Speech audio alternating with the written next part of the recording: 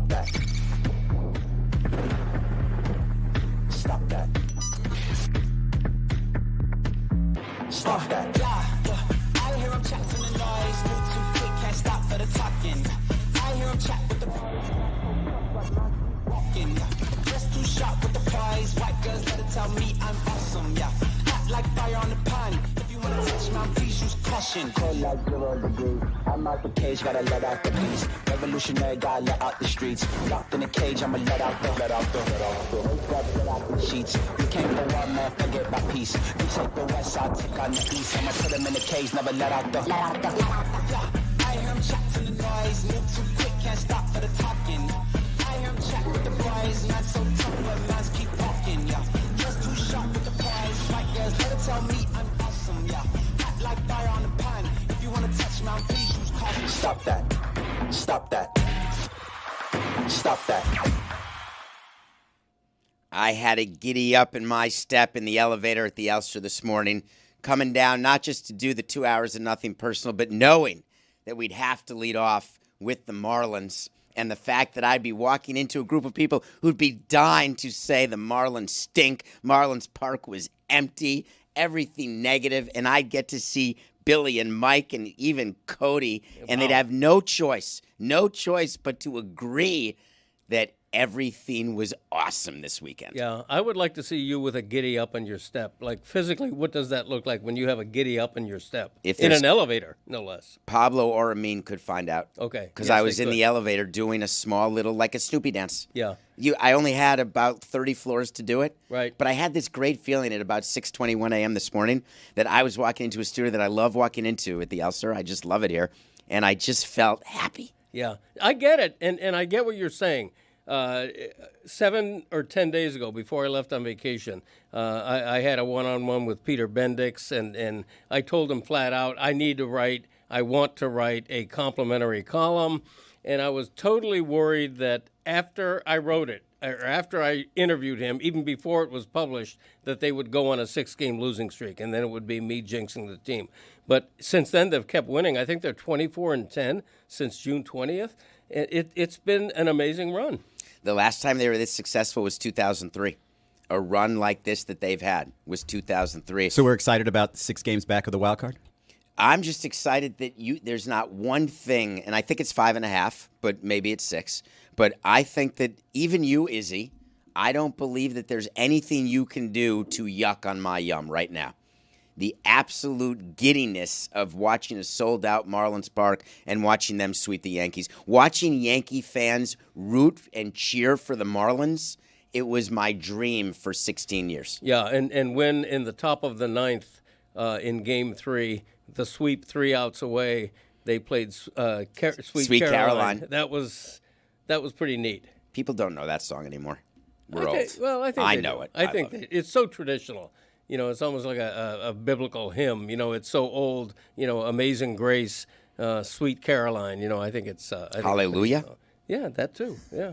That's not what Sweet Caroline is. It's Neil Diamond. I know, but it's good. It's a good song. I'm glad they played it. A little dig at the Yankees, justified. It was fun. But I want to ask you about this dynamic with you because you're a former president of the Marlins.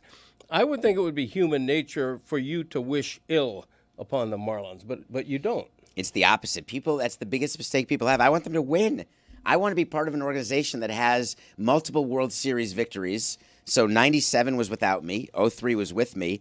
I want another one without me, another one. And then you're part of a legacy of greatness. Mm-hmm.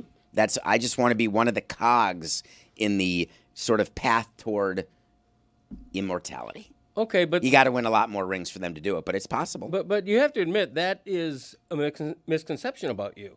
There's a lot of them. Yeah, I think a lot of people think that you wish ill upon the Marlins. Why would you want them to do well without you? Why would you want them to do as good or better without you? You know, it did feel strange. like you were rooting against Derek Jeter in particular. Yeah. So he didn't ask me that though, Mike. So now that there's separation from Jeter, you're back aboard and rooting for the Marlins' overall success. But I think it's fair to deduce that you weren't exactly rooting for the Marlins to be successful with that initial turnover to the Jeter regime? I was rooting for the business to not be successful that he was running, so he understood how hard it was to run a business, but I always wanted the team to be successful. And so with Jeter, I was very happy when he was gone. And by the way, the ballpark yesterday was full of people happy he was gone. Jack McKeon never would have been there if Jeter were still there. He wouldn't have accepted the honor of going into the Hall of Fame. He was very clear about it. I'm not coming here if Jeter's around. And Jeter was obviously gone. There's still some remnants of him, but very little. They've erased Jeter the way Jeter tried to erase me. It really is funny. All the stuff that Jeter tried to do is now. So how was your time at Marlins Park, Lone Depot? I still called it Marlins Park. And I met Caroline O'Connor yesterday. I had never met the team president before. And I didn't get invited yesterday, except by Conine. I thought you were an invited guest of Jack McKeon. You weren't even a McKeon guest. You were Conine. McKeon didn't get guests other than family. All right. So Conine called me and said, "Are you coming in for Jack?" And I said, "No. Should I be?" He said, "Come on. It's Sunday the 3rd against the Yankees. Come in." And I said, "Well, wait a minute. I think Dan's away. I may have responsibilities with Meadowlark. Let me find out." And it all worked great. But I did not get an invitation. And the first thing I did is I texted Bruce Sherman. And I said to him, would it be okay? He's the owner of the Marlins. And I texted him, because I don't want to make a spectacle of it. I want it to be about Jack. So I texted him, and I could read you the text. It wasn't altogether anything other than funny. Yeah. Where I just asked him, what is your view of me coming to a game? And I put it in a different way. Am I allowed to read a text on air? I Mike? would. Totally fine, Yeah. right, Roy? I would embellish it. Yeah, Well, no, yeah, I'm you not. should make something up. Yeah. Oh, I was yeah, going just to read lie. Yeah, I'm going to read it exactly as it is. Okay. Oh, okay. Go ahead. Bruce, this is David Samson. Hope you and your family are doing well. I would like to attend the game on August 3rd when you're honoring Jack McKeon. I didn't want to just show up without letting you know, as I've not attended a game since 2017. Thank you. Let me know whether you would want to catch up and discuss. Have a great day. Catch up, huh? I thought that was a... Did he leave you on red or he answered back? Oh, he wrote, thanks for reaching out. And I can imagine how important that is for you. Our entire organization is now pulling together and making the right investments to achieve goals in South Florida. And he went on very nicely and said, done. And then I got a call from the PR staff and You said... didn't ask him about that. And no, it sounds like he assumed it was on the record. That's written like someone that knew you were going to read it aloud. Well, he listens to the show every day. Okay, so He actually told me that. To nothing personal or to this show? He listens to nothing personal. Yeah, he doesn't listen. Doesn't listen to us at all. so you cleared it with the head guy. Cleared it. Let's walk through your day, going Crazy. back to the stadium you built local taxpayers out of. Mike, Tourist this is task. supposed to be It It was good. all right, but it was you diverted funds. It could have gone to something better. What could it have gone to, Mike? I'm not going to let you keep getting away What with could that. it I have thought we were gone past to? that. No teachers. Infrastructure, schools. No, and no. Okay. Okay. Third. I guess You didn't even say can't. anything. I like I that. guess you can't take taxes that tourists pay and put them wherever you want. You actually. I mean, I would have thought maybe a ballpark would have been a dumb answer, but clearly that was allowed. You could have been a Schools, convention stupid. center. Infrastructure, stupid. Ballpark, right answer. We're back Either to way, this. We're back to just this. walk. I mean, I'm highlighting the fact that there is obvious baggage. So, what was it like for you? It was fantastic. Baggage. You know how many people came up to me during the course of the game to say, I can't believe you diverted tourist money to this ballpark? Zero. I would assume the point was made last week when we were discussing this and your return to the ballpark.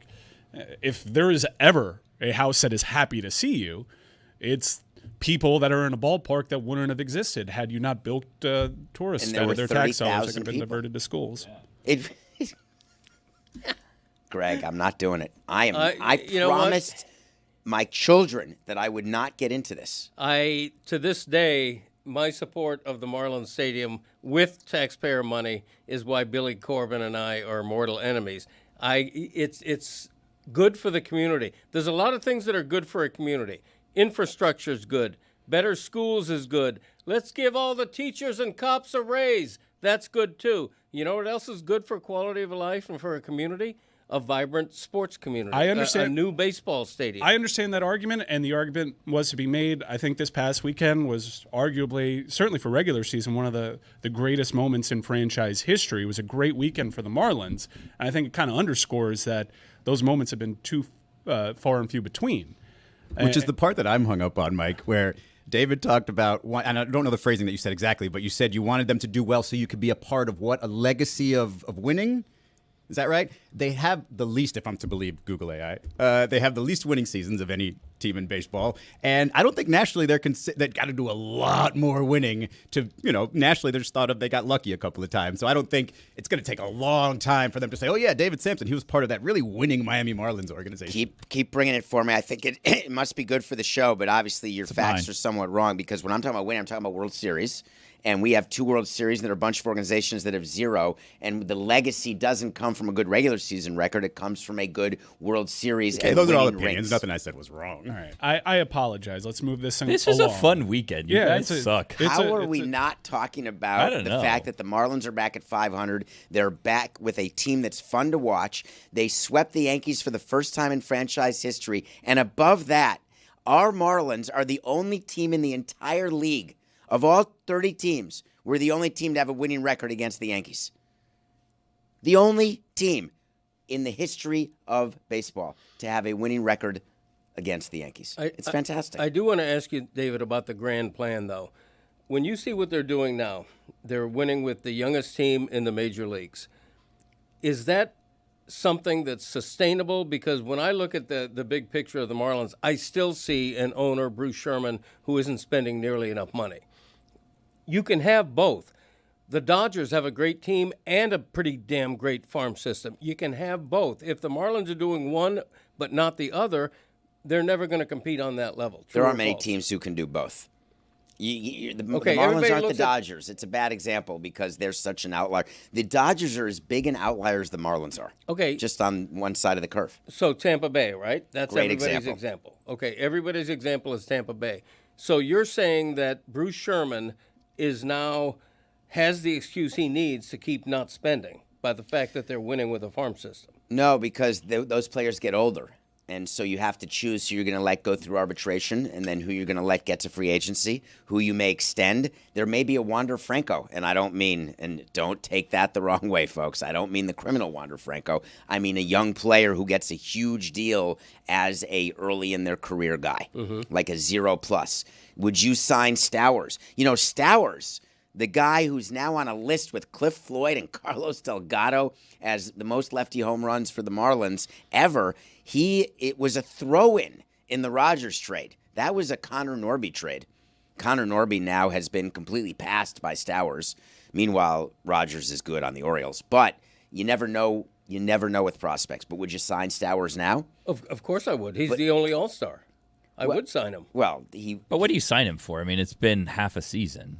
A little more than half a season. Yeah, I wouldn't lavish him with a record contract, but I would try to sew him up for a few years because they need to do that. He is signed for 5 more years. Okay, their pitching staff is looking solid. Yuri Perez the other day had a gem of a game. But they still need a big bat or two, right?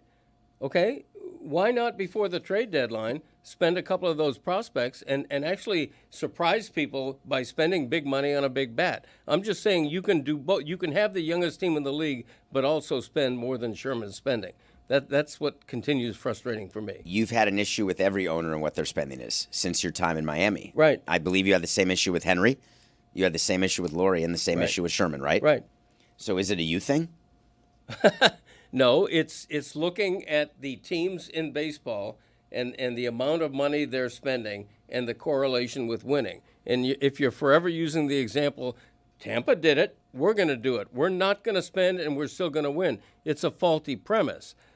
That's all. And you can do both. Like if I'm sitting here with Bruce Sherman right now, I'm like, why can't you do both? Why can't you have the youngest team in the league and have a solid farm system, but also occasionally go out and spend big for a free agent? Why is that impossible? I actually think the Marlins in the years that followed their 03 win provided a model that could be sustainable if they were in their own ballpark. That was always the excuse from the Marlins. But they did spend. They were aggressive. They made acquisitions. There were bidding wars for guys like Nick Johnson. The Paula Duca trade was a big trade. They went out and went for it. They fell short. There was a series against the Astros, I think, that stopped you guys from taking that core back to the playoffs. But that window closed. You guys didn't have the playoff appearances to hang your hat on, and you said you couldn't maintain that level of spending because you didn't have the revenue attached to a ballpark. Cut to them now having the ballpark, they're still not spending money. They don't have the revenue. They're still crying poor. Well, I would just like to say tonight's an interesting game because they're playing the Astros, and I will bet you $1 to a donut that their actual paid attendance will be around 12, maybe 14. And regardless of what they announce. It'd be great for them to carry this momentum through. But it's very hard. It was a lot of Yankee fans, but the Yankee fans were cheering for the Marlins, and that gives me great pleasure. But if you're allocating your money over a homestand, you went this weekend, you're likely not going to go against the Astros, though you should, because the Marlins are playing to go over 500 today. In theory, they're on the outskirts of a race, but it's still fun to watch. But they won't. Do you think that there's maybe connection points to in 03, you guys had a big-time regular season series against the Diamondbacks. You had Don Trell versus Randy Johnson, ESPN, nationally televised, I think, one of those games. And there was momentum. There was certainly, as someone that had a ticket plan then, there was certainly an uptick in people attending those games. Now, it's a little bit different. 03 was better positioned for a deeper run. They had players entering their prime. They had known commodities. But if there's ever a time for this franchise to gain some traction, it's when they have the calendar to themselves off a sweep of the Yankees right back into another game to keep that momentum going. So what would you do? I would have probably shown the fans a good faith effort in being a little bit more aggressive in the trade deadline. However, Billy was telling me that they certainly weren't sellers at the deadline. They made some moves. It would have been cool to get like a Carlos Lee type of acquisition. That's a funny choice. Well, I mean, you guys were good for a couple of those. The Carlos Lees, we tried to buy whenever we could. The Delgados. Like, whenever you guys thought you had an outside chance at the playoffs, or a slightly better than an outside chance. I don't think it was to the point that you were like 6 games back. But whenever you guys were within earshot, like a series sweep away from being in that playoff conversation, you guys were active in those trade talks, and I'd like to see this Marlins regime kind of go for it a little bit too. Bring in some recognizable names to reward the fans and their I thought loyalty. You were mad, Mike. I thought, Billy, the two of you were angry that we traded young players to bring in, like when we got rid of good players like a Luis Castillo or a Chris Paddock. No. I got mad because you traded away proven commodities like Jose Reyes, Josh Johnson, and even when you when you point to that move, I would have traded Stanton for Manny, honestly. Would you really? Yeah, I would kind of wanted Manny. Manny Ramirez would have been so fun. Yeah, I wanted and to. then adding him to that team. Imagine if Manny would have been down here for a season. If you would have gotten a ring with Manny Ramirez, if he would have played, getting rid of Stanton, a forever. legacy. Got rid of Stanton anyways. Wow. We never got Manny. Let's assume that he plays the exact same way that he did for the LA Dodgers. I'd even take the steroid suspension a year later. Anyway, who cares? D. Gordon got a steroid suspension. If we would have had that year of Manny and that tear he went, whew. I should have called you. Yeah, you because the argument, the marketing people were all in. Because Stanton, at the time, as you will recall, was not Stanton. He was still Mike. He was Mike Stanton. Yeah. Who was Totally different person. Totally different person. He had the same body, I should add. Like David, as a high you schooler. said that they kind of remind you of 03. When I was walking in, Mac mentioned that they kind of remind him of the 97 team. Wow. So I don't know which is it. The 97 team was way more veteran. Remember when Huizinga put that team together? He put a bunch of veterans together, and he actually said, and I wasn't in baseball at the time, but as a fan, I remember Huizinga saying, if I don't get a new stadium built for me, I'm trading them all, whether we win or lose. He was very honest. You were in the media. Mm-hmm. He was honest during the season. Yeah. He didn't wait for them to win the World Series to do the fire sale. He told you mid-season, I don't know where this ends, but it ends no matter what. Off the field with us trading every one of them. No, Huizinga was a great owner in this community. Panthers, Marlins. I mean, he was vilified like a lot of owners are when they leave. But and he did have fire sales. But Wayne Huizinga should be seen as a saint in this community. Ooh, I don't know about saint, but I mean, when you pass, I think people can point to the legacy in that the teams exist because of his contributions. Dolphins fans feel a certain type of way about him, but Panther fans and Marlins fans should owe him an eternal debt of gratitude because he was part of groups that brought those pro sports to town. That's a pretty big barometer to start with when you exist because of this guy. Would you have booed at Wayne Huizinga's funeral? I booed Wayne Huizinga when you guys brought him back the last game at the old stadium, and he was there and like, Wayne Huizinga, and I was like, boo! What, are you booing the? I hate him. I hate him. Yeah, not I having don't like met him. him. Rest in peace. Yeah, no, I don't want to meet him. I'm happy not meeting him and booing him. Yeah, you'll never meet him, Billy. Well, But good. what's the Worked out origin perfectly of the for boo? me. Yeah. What's the origin of the boo, Billy? Are you He angry broke that up my championship team, David. So the fire sale of Yeah, '97, boo. It's and very nothing impressionable. about Dolphins, Panthers. Nah, I don't care about that. Boo. Hey. Do one bad thing. That's it. Look at OJ. That's a conversation ender. That you're going to compare Wayne Huizinga Just to saying. a murderer. Well, no, I'm not comparing him. He did murder my franchise. But I'm just saying, one bad thing kind of sticks out more than all the good things. Can I ask you a question unrelated to all of this, but somewhat related to this weekend? Transition. Stanton, I would say in a weird way, just because he ended up on the Yankees, he has a career that will probably get him in the Hall of Fame if he gets 500 home runs, but still feel almost like forgotten in a sense. Like he's not a guy that I think people think of as like one of the all-time great home run hitters just because he's on the Yankees. He's playing at the same time as like. Is there a way to quietly be a Hall of Famer with 500 career home runs? Because I feel like he may be doing that. Was Harold Baines a quiet Hall of Famer in your mind?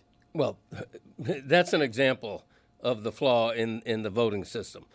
That's a guy, Exhibit A, Harold Baines is a Hall of Famer, is a travesty, right? He's such a good guy. I don't care. He's such a good guy. You know how much? Okay, don't get me started on this. Too late. Oh, wow. Okay, I'm a Hall of. You may not even know I'm a Hall of Fame voter. Okay, Harold Baines, in years of voting, years and years, 15, 20 years, whatever it was, of voting by the BBWAA, I don't think ever got more than 4-6% You only of the get vote. 10 on the ballot. Okay. Eventually, and we have another example of this in what just happened in football, where Sterling Sharp gets in on his 28th year on the ballot. Quit veterans committees. Quit putting in these players who have been passed over for decades. And Harold Baines, a great example. I don't know what even led to that, but you bringing up Harold Baines, come on. As an example of what? The name Harold Baines just sets you off. I huh, Greg? mean, it's just nothing personal, Harold. We've never met. You were a very good player, pretty good. Hall of Fame? You got to be kidding me. Do you have Stanton above Harold Baines or Yes, below? yes. Yeah, Stanton, 500 home runs was always you're in. And with the exception, I think, of Jose Canseco and all his off-field baggage. Mark McGuire. Gary Sheffield. The steroids Rafi guy. Palmeiro. The steroids Barry guy. Bonds. Right, the steroids guy. Other than those Yeah. exceptions. Yeah. So if you're a steroid guy, you still have trouble getting in, although that is a whole different discussion. Well, if you're a steroid guy that people liked and had, fun personality, Right. you're in. Yeah. First ballot. Or a catcher. No questions asked. But yeah, DH I personally from think Boston. Stanton will get in because he's got no baggage that I'm aware of. So he's a Hall of Famer to me. What do you think? If he gets 500 home runs, he will be a Hall of Famer. I just took exception. I think what Mike is saying is that, or was that you, Billy? It's hard to know. Or maybe that was Izzy. This whole the It was room. me. It was Billy. I thought I was walking into a room of just calm and great, and it turned around in the first 5 minutes of the show, and I was sad about that. so I'm getting past that. No. In fact, Billy was right to seize on that. I was trying to dig myself out of it. I'm just, for the uninitiated, I'm framing that where your place is in Marlins history. It's a complicated one. So back to your experience at Marlins Ballpark. See any familiar faces? Was there So any many. awkward moments, or it was all a positive experience for you? I met the new president of the team, and I'd never met her. She's great. And all I know is that she was associated with Jeter. Now she's trying to disassociate herself from Jeter. And she said something to me that I took as very nice, that the person I was with took as slightly condescending, but I took it as fine. It was, hey, you should feel very proud of the role you had in all this. And so I took that as, wow, that's very nice of you to say. Your building exists. Because they're in a building that is a building because of what we did, honoring a championship team that we were a part of. So I didn't take it that way, but I was with someone who was like, oh, you need to respond to that. Did you tell her about the time capsule or no? Were you with me yesterday? I wasn't, but I have a feeling. We went searching for the column that has the buried time capsule because we wanted to put a plaque on it and the new Marlins won't put a plaque on it. It's going to be found whenever you rip down Marlins Park. There's 2 capsules, and they're in the columns on the north side of the building. And I've got the video from August 26th of 2009 of the capsules being buried. And in there, like the World Series DVD, because when you discover it, you'll want to watch the 03 DVD. And we put in a DVD player. Oh. Because how else would we be able to play a DVD? Yeah. Smart. We thought So that was this smart. like you don't plan on ever seeing this in your lifetime, right? No. So what is the payoff? The Like you payoff- go to your deathbed knowing that 100, 200 years from now somebody's going to find that? It's the path of They'll any- rip it off before then, trust me. Well, it's Miami. It's under concrete. So it's not like it's going to get, no water will get it and animals won't get it. There won't be bones underneath there. This is going to be something that eventually will be discovered. And we have a date on it. We have people's initials. And when you open the box, it's like a sarcophagus. When you open the box, it's got all sorts of items in it that we have cataloged, and we'll all be dead, I would assume. What time? What year do you think that they tear it down and they open up that time capsule? If you would ballpark it, I would assume in 2080. be 90 years old, so If maybe I see it. If I had to guess. New Marlins. stadium on the horizon, huh? I mean, I'll be likely dead. Unless You'll be gone, yeah. I'll live to 100. I could live to 112. You could live to 112. You're in good shape. I'm looking at you as a 112-year-old man. You know what? Then I'm going to have to go with 2110. Okay, let's do it. All right, then I'll be dead. We could go 2112 and say that's 100 years of the ballpark, and say that's when they'll tear it down. How old was the Orange Bowl when they tore that down? Felt like 800. Right? Was it around a couple centuries? Anyone know when the Orange Bowl got built? Greg, were you alive? I was not alive. 1935 yeah, was the first game. Yeah, it was just prior to the Great Depression, I'm told. So it didn't even last 100 years. No, So for lasting sure. Good job, 100 years is way hard. So I may be alive, Izzy. In which case it'd be amazing, and maybe you guys will do a show because you'll still be doing shows here, and you'll say, "What exactly was that you buried?" But Mike, I got to see a lot of people, a lot of security people who remembered me. Some didn't know me; they were new. I got to go down and see the visiting clubhouse, and I did not get into the home clubhouse. I wanted to see whether the Muhammad Ali plaque is still there, which is in the. Have you been in the home clubhouse recently? I think it is. The last time I was in there. You walk in and turn right, and that's where the plaque is. Yeah, and they also still have sayings in there. I think inspirational sayings or something like that.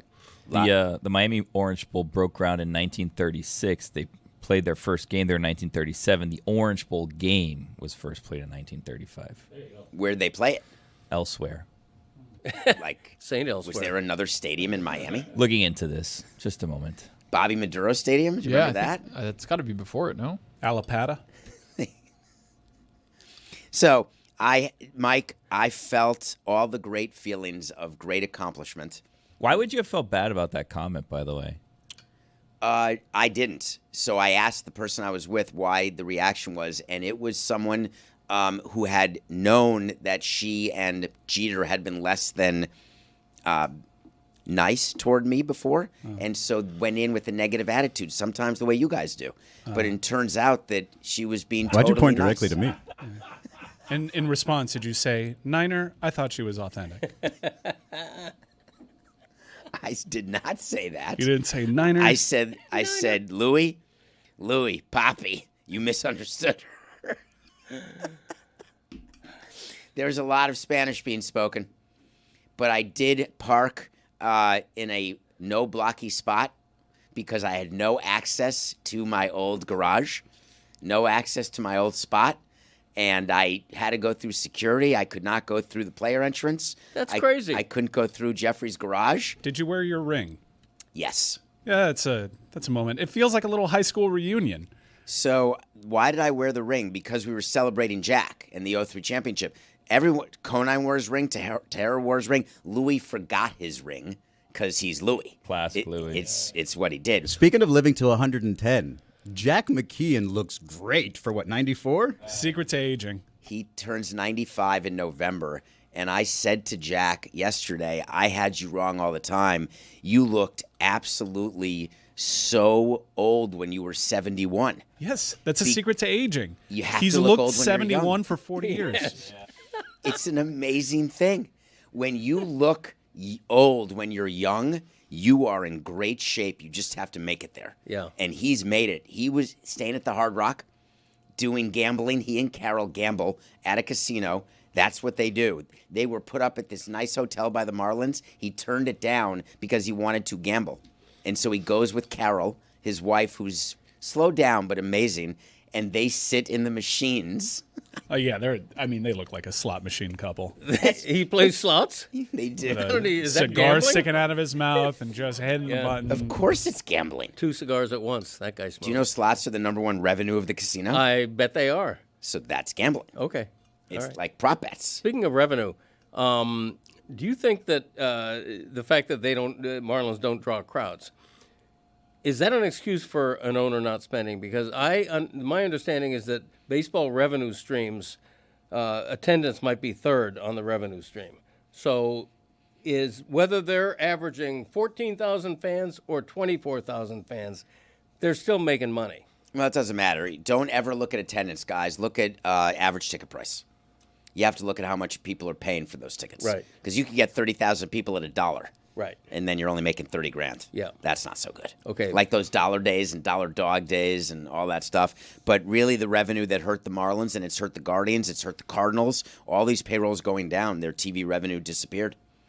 The Marlins had a great TV deal ready to roll, and then bankruptcy. Yeah. The regional sports network went bankrupt. Therefore, all those deals got renegotiated. That's why all sorts of payrolls went down. The Dodgers have their own deal that their company did not go bankrupt because it was guaranteed by Comcast, whereas the Marlins, the Cardinals, the Guardians, the Brewers, the Braves, everyone else only was guaranteed at the regional sports network level, which means they couldn't go higher to the main company in order to keep their contract going. Okay. So there are a bunch of teams whose payrolls have gone down. Are you saying, okay, you don't agree, or you don't buy it? I think there's a chicken and egg thing at work. I think if you're consistently winning, the crowds will increase. I think if you have a starry roster with a couple of big names peppered in, attendance will increase. I think if you're constantly going with the opposite, that attendance is stuck. Yeah, the Marlins have never drawn before me and after me. Right. It's just it really is not me. It's been going on forever, but the exciting part of yesterday is seeing why the ballpark was built and what could be. That's what interested me. Walking around, Mike, when I walked around, I was interested in talking to people, and I talked to people wearing Marlins stuff. I talked to people wearing Yankees stuff. I talked to families that had both, and I just wanted to know how they're doing. And they were just happy. Yeah. They were happy to be there. They were happy to have the memory, the experience. They weren't like you guys. They were just happy. Yeah. And that made me happy. It always amazes me that Marlins fans who do go to games aren't more upset with the franchise. I keep expecting to see signs. But this has been saying, a good Sherman, season. spend some damn money. But this is such a weird time to be mad about that. Like, they crawled back to 500 after being 16 games it is right below. now. You're right. They have Augustine Ramirez, who could win the NL Rookie of the Year. Yep. Kyle Stowers came out of nowhere, has 25 home runs. Like, they have young talent. They didn't add at the deadline, but they didn't sell, which is what everyone expected them to do, in part because it was a surprise team. A lot of these guys are under control for a while now. Even Sandy's under control. Like, in the offseason, we can see if they get a better offer for him and end up moving him, but they seem to be kind of building a foundation here, whether you think this run is fluky or not. Now, I guess, let's see what they do in the offseason, if they add or if they don't. But isn't that PTSD from Greg? Like, Oh, it's I the need to do this same right now. thing. We need to get better right now because we're not going to have much time with these guys. Yeah, right. Because the modus operandi for this franchise for decades has been you develop a great player, and when he's coming up to award with a lavish contract, that's when you sell him and reduce your salary again, right? I mean, it's been rinse, repeat. No? Come on. I can't talk to you right now, Greg. Okay. Is it because you have something in your throat? Yeah, drink some water or something. Okay. No, the reason I can't talk to you is that you're not talking about any other franchise, and you do this all the time. You do this as a columnist, and as a team president in this market, I couldn't stand it. I talk about other teams. No, but you don't. Yes, so I do. I'd like you to tell me another team right now where you perceive that they keep everybody always. Who's mad now? I'm very angry right Okay. now, and I was trying to stay calm this entire segment, Okay. but you just triggered it. Tell me, wait, it's the Marlins for decades. I single out the Marlins because they, for decades, don't spend to a major league level. I'm asking you to go through other teams. Just tell me about the Twins. Tell me about the Guardians, the Rays. Tell me about the Royals. Wait, are you going to do the thing where we pick really good teams and you're going to cherry Yankees. pick like the one guy of their I'm going to do core? the Yankees. But- I'm going to go through all the teams. But there are really good teams, like say the Astros. They're a great example. They let Correa go. They let Correa go, even though Correa's back. I thought I read that somewhere. But there were plenty of guys important to that core that stuck around. Altuve's still there. There were pitchers that had a hand in their appearances that are still there. Or so I read. I don't really follow the sport. Are you talking about since the 2017 championship? That's 8 years ago. They've got Springer Dinger moved on. I know They've that. got McCullers and Altuve. I mean, that's pretty good. Holdovers from a championship team. Okay, so I'd like you to go through the 03 championship. I mean, certainly longer than Miguel Cabrera hung on. Miguel Cabrera didn't win a championship. Yes, he did. After 03 with No. the Tigers? No. I mean, in 03, he won I'm And we talking had about him for championship 04, players. 05, and 06. Yeah, that's 3 years. That's way. Altuve's been with the Astros for way longer. Talking about identifiable faces of the franchise, you can cherry pick a couple of franchises that have decided to move on from contributors, but at the very same time, you can point to their roster and say there's someone still on that roster from that championship run that fans can still identify. Historically, the Marlins don't have a lifer. Like we can't don't. argue That's that. why- It's just why Jeff Conine is Mr. Marlin. Like free agency obviously has changed the way that sports work as well. But the Marlins, when you have their Hall of Fame that they exist, the question is, well, who was the first one to get in? Like, let's try to figure that out because there isn't a actual Mr. Marlin, even though Jeff Conine has that nickname and he doesn't like it. Just because there aren't really any lifer players. It is the pattern that Greg has stated is what does end up happening. It happens places elsewhere too, but this has just been a unique franchise because of the success in the 2 World Series where fans are less accepting of it because it's like, well, we built it. We had this championship team, and then they got traded anyway. It's a pretty unique problem that the Marlins have, that it's hard to put someone in the because in of their the own Hall success. Fame. Because of the success. I'm still whistling Dixie in the elevator, doing a 2-step because I am not going to Probably allow shouldn't whistle any that. Yeah, of this. probably shouldn't. Although there has like been a whistling societal Dixie. shift. I'm very happy, had a great weekend, had great fun, and I'm proud to be a Marlins fan, and I assume that you guys one day will be too.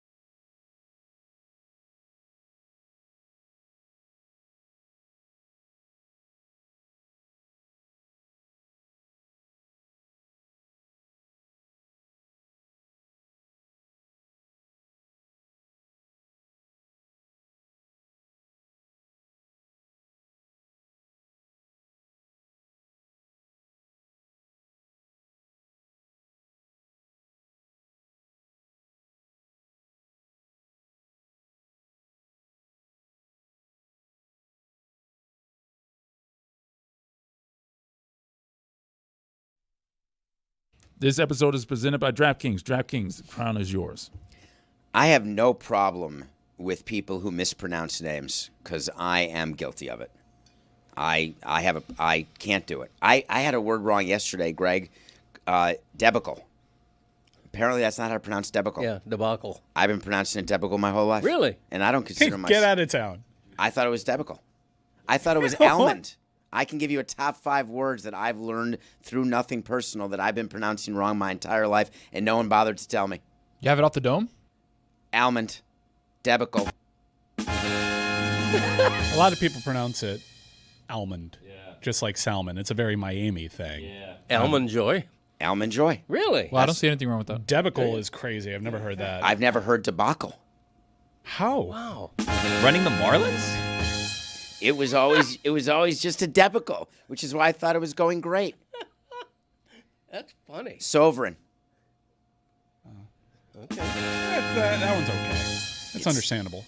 I'm recently, and I'm not educated. You're a smart man. I feel like I am. An otherwise smart man. Sovereign. Saying debacle. Sovereign. David, we have video or sound of you not being great with names. WNBA president is Nika Ogumake. That's a tough one. You had a To your few defense, people David, mocking that's you a for tough that one. Tougher than Is debacle. Nika Ogumake. Do you know, Izzy, what goes on with Coca every day is in the rundown. I never actually know the spelling of people's names because he does it in what should be a Phonetically? Phonetically. That makes it harder for me. I don't know how people just read the phonetically spelled out one and be like, oh, okay, that makes sense. I spend like 30 seconds on it. Omiyataka as an example. So it would be O-H and then M-E-E and then A and then T-A-K-A. And I'm supposed to read it Omiyataka. Nika Ogumake. Now, is that wrong as I sit here today? So I'm not going to criticize that. How wrong is that, Roy? Just beyond. What is it? It's wrong. It's wrong. I don't know.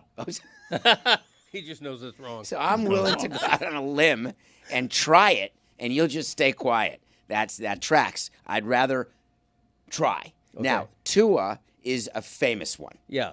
How'd you do with that name first time you tried it? I went Tua. Okay. But at Meadowlark, at CBS, at various other places, they didn't want us doing that. It's tricky because there's an invisible N in there. Yeah. Is it Tagovailoa? Not Tonga Vailoa? Vailoa, almost like the tongue. Tonga Tungavailoa.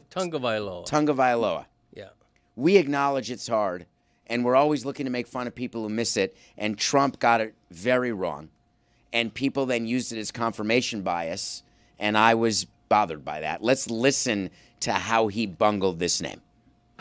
And Tua Tagovailoa, the quarterback, who is really he's been fantastic. He's been when he's not injured, he's great. He's got to stay healthy, but he's a great guy. David, that's the trick. You just got to sing your way through it. I thought he did great. Tagovailoa. I don't blame Trump for that. I blame the advisor who's supposed to, 10 minutes before he says that, explain to him this is how you Well, pronounce the Greg, last name. here's the thing. He got the little chunk from the advisor of like, hey, when he's healthy, he's good. If he's injured, whatever, he's got an injury history. So he nailed that. The problem is the name, Tagovailoa. I just don't want to make fun of that because we could put a tape together. My guess is our great video team at any time could put a tape together of names that I've butchered, that you've butchered. Right. It's part of the business. No, you're right. I mean, I probably went the first year after he was drafted saying Tagovailoa, but eventually you learn that the way he pronounces it in the Samoan culture is Tungavailoa, and so you adapt. But I, as somebody who has a mispronounced last name, I think it's important to get a name right. I think that's a sign of disrespect or even insulting if somebody gets your name wrong. Now you have a last name, a name that's never ever mispronounced. So I don't think you can relate to that quite I as have it much. misspelled. Yeah, people assume there's a P in it. So I very much get upset when people put a P in it, especially now that the internet's around. True. Yes. So I view mispronunciation and misspelling as two totally different things. Misspellings are inexcusable because you can go online and get the spelling. Any other takeaways that you have from Trump and his Look Away Avengers Council that he formed for this? Lawrence Taylor who has stuff, a no contest with a 16-year-old girl. Triple H, who was a part of WWE when Vince McMahon was doing his thing, and it kind of boggles the mind as to how he didn't know something was up. I read that Mariano Rivera is a part of this council as well. He has his name in a lawsuit involving children. So why Harrison Butker, who's just a kicker, that's his only offense, but it's still puzzling. Why does this administration seemingly go out of the way to normalize that kind of stuff, to put it very lightly? I think what the administration is actually trying to do is put together a group of athletes who are in favor of the administration, and they may not be as hard to find as you think, and then those who are willing to stand up and acknowledge that they're okay being part of the administration. So what you're having is people who support. You can't turn your back on the number of people who voted for Trump. It's not 5 million people. There are 80 million people who agree with what he's doing. But this is an optics thing. Lawrence Taylor even said, I don't know what we're doing, but I'm just here to help. If that's the bar, you can't find conservative-leaning athletes like Kirk Cousins, for example, that have pretty spotless images, certainly compared to the baggage that I outlined with Triple H, Lawrence Taylor, and Mariano Rivera.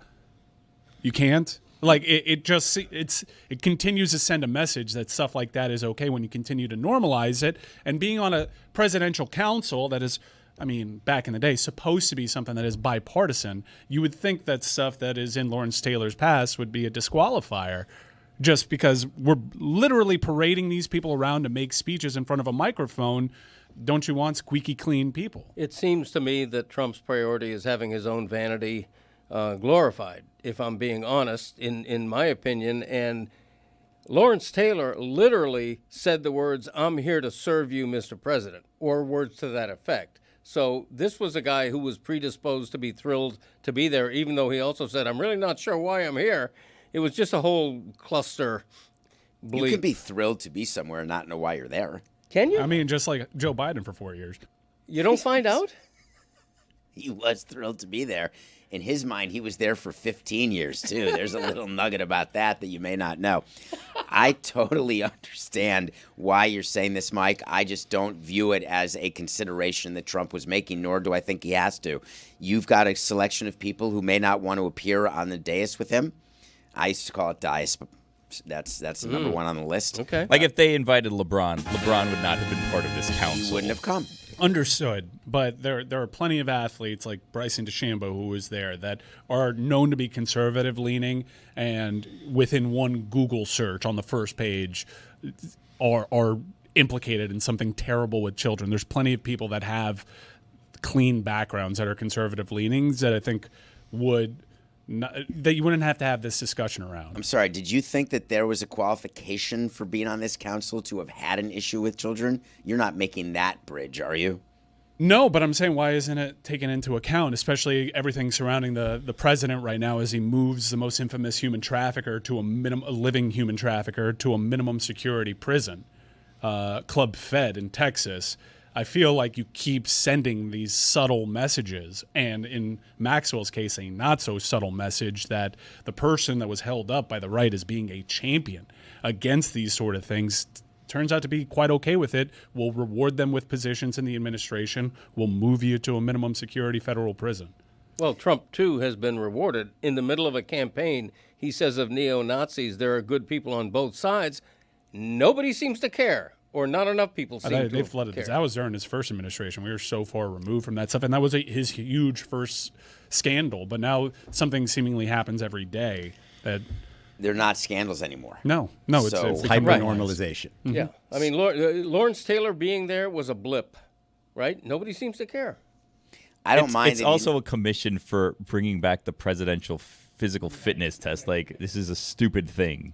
But Guys, that's remember right. Arnold It's a Schwarzenegger? council of Whoa. stupid people. I took that very seriously. Seriously. And I think it went away because not everybody got The pull-ups were patch. hard. Let's be honest. Of all the were things going on, this is the least serious and important Climb thing that going rope. Coded. on, I got would like say. a red patch, which I think was not as good as the navy blue patch. You wanted the navy blue patch. What about the yellow one? That was bad. Yeah, you don't want yellow. The yellow's Yeah, bad. yellow's bad, yeah. I can't believe that I had the hardest time. It was a big thing, and I was a small kid. I couldn't climb the rope, free climb a rope, and they they'd hang a rope from the ceiling in my elementary school, and there'd be bigger kids who were able to grab it and climb themselves up, and that was always part of the physical fitness test, and I couldn't do it. Yeah, I remember those tests as well. I was very weak. Maybe I'm still weak. Do you guys remember? Izzy, I figure you were great at that stuff. Who was the president? I was the third fastest child in my elementary school. Really? Yellow. We used to have races all the Did time. you have? It was so- always actually fourth. So is it you participated in the presidential challenge? Yeah. Back You didn't have a choice. Like, No, did you you had have to. to? Yeah. Yeah. You had Yeah, to. they made you do it. What are the three faster kids up to nowadays? One of them got a scholarship to Wyoming and played Wow. wide receiver out there. Didn't make it to the league though. And the other two are, just around. Greg, when you were doing this under Losers. Taft's administration, what were the physical challenges that you had to complete? I remember, and I could be wrong. Maybe I'm misassociating this with other stuff in phys ed. But I remember the monkey bar thing where you'd be off the ground doing this and moving forward on a. No, 100%. Monkey bars yeah. back in the day was part of it. Really?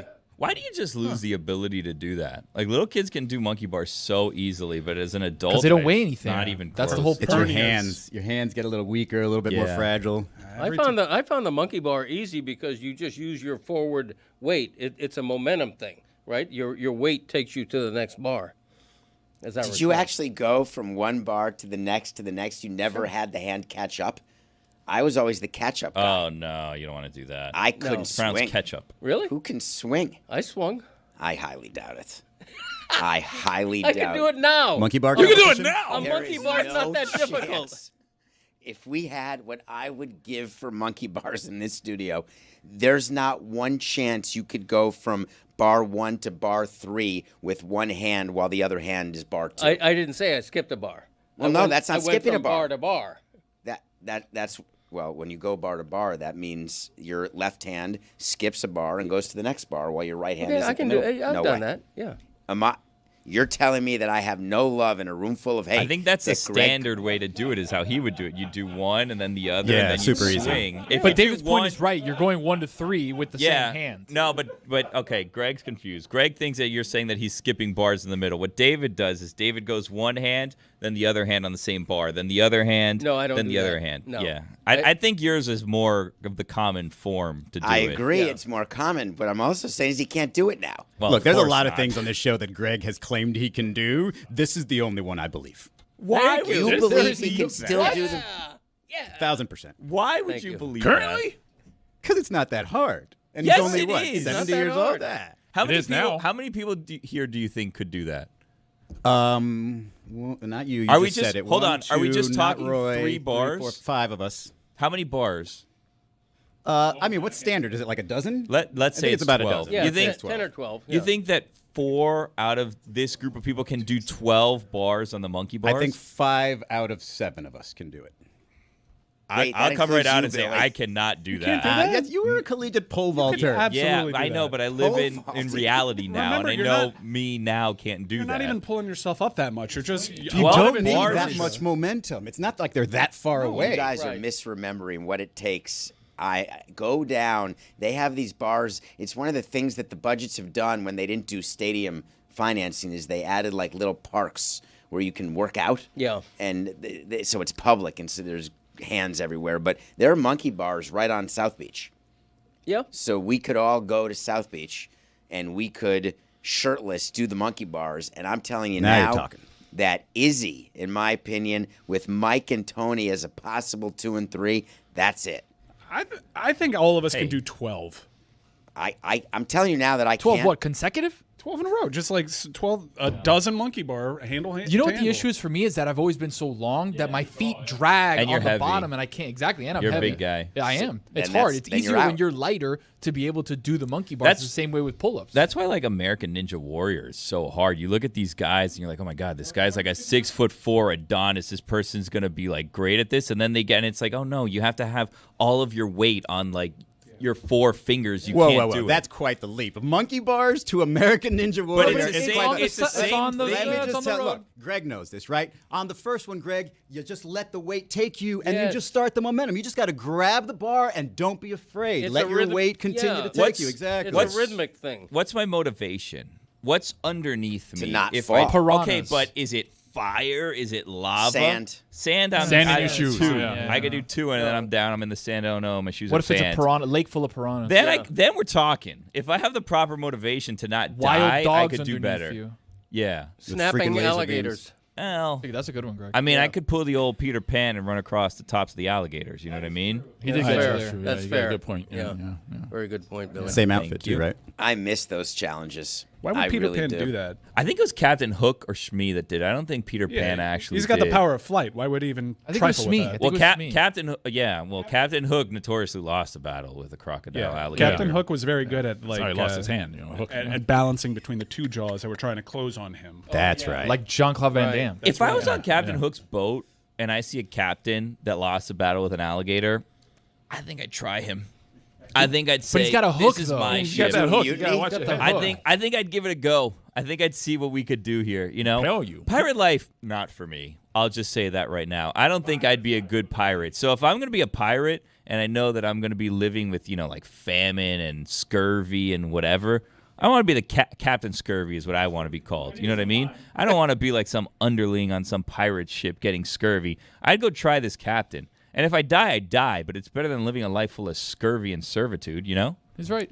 Yeah, but you get to the other side and you get the treasure. The whole purpose Oh, of being please. the pirate Get the booty. scurvy is that you get what you steal. Oh, You they're get gonna a piece share? of it. They're gonna They share didn't that? get You get a that. share. Not a good share. It's a small share. Don't get me Yeah. wrong. You always want to be the boss. Boss gets the most share. Oh, I think know. out of everything, you guys Don't we know that. it?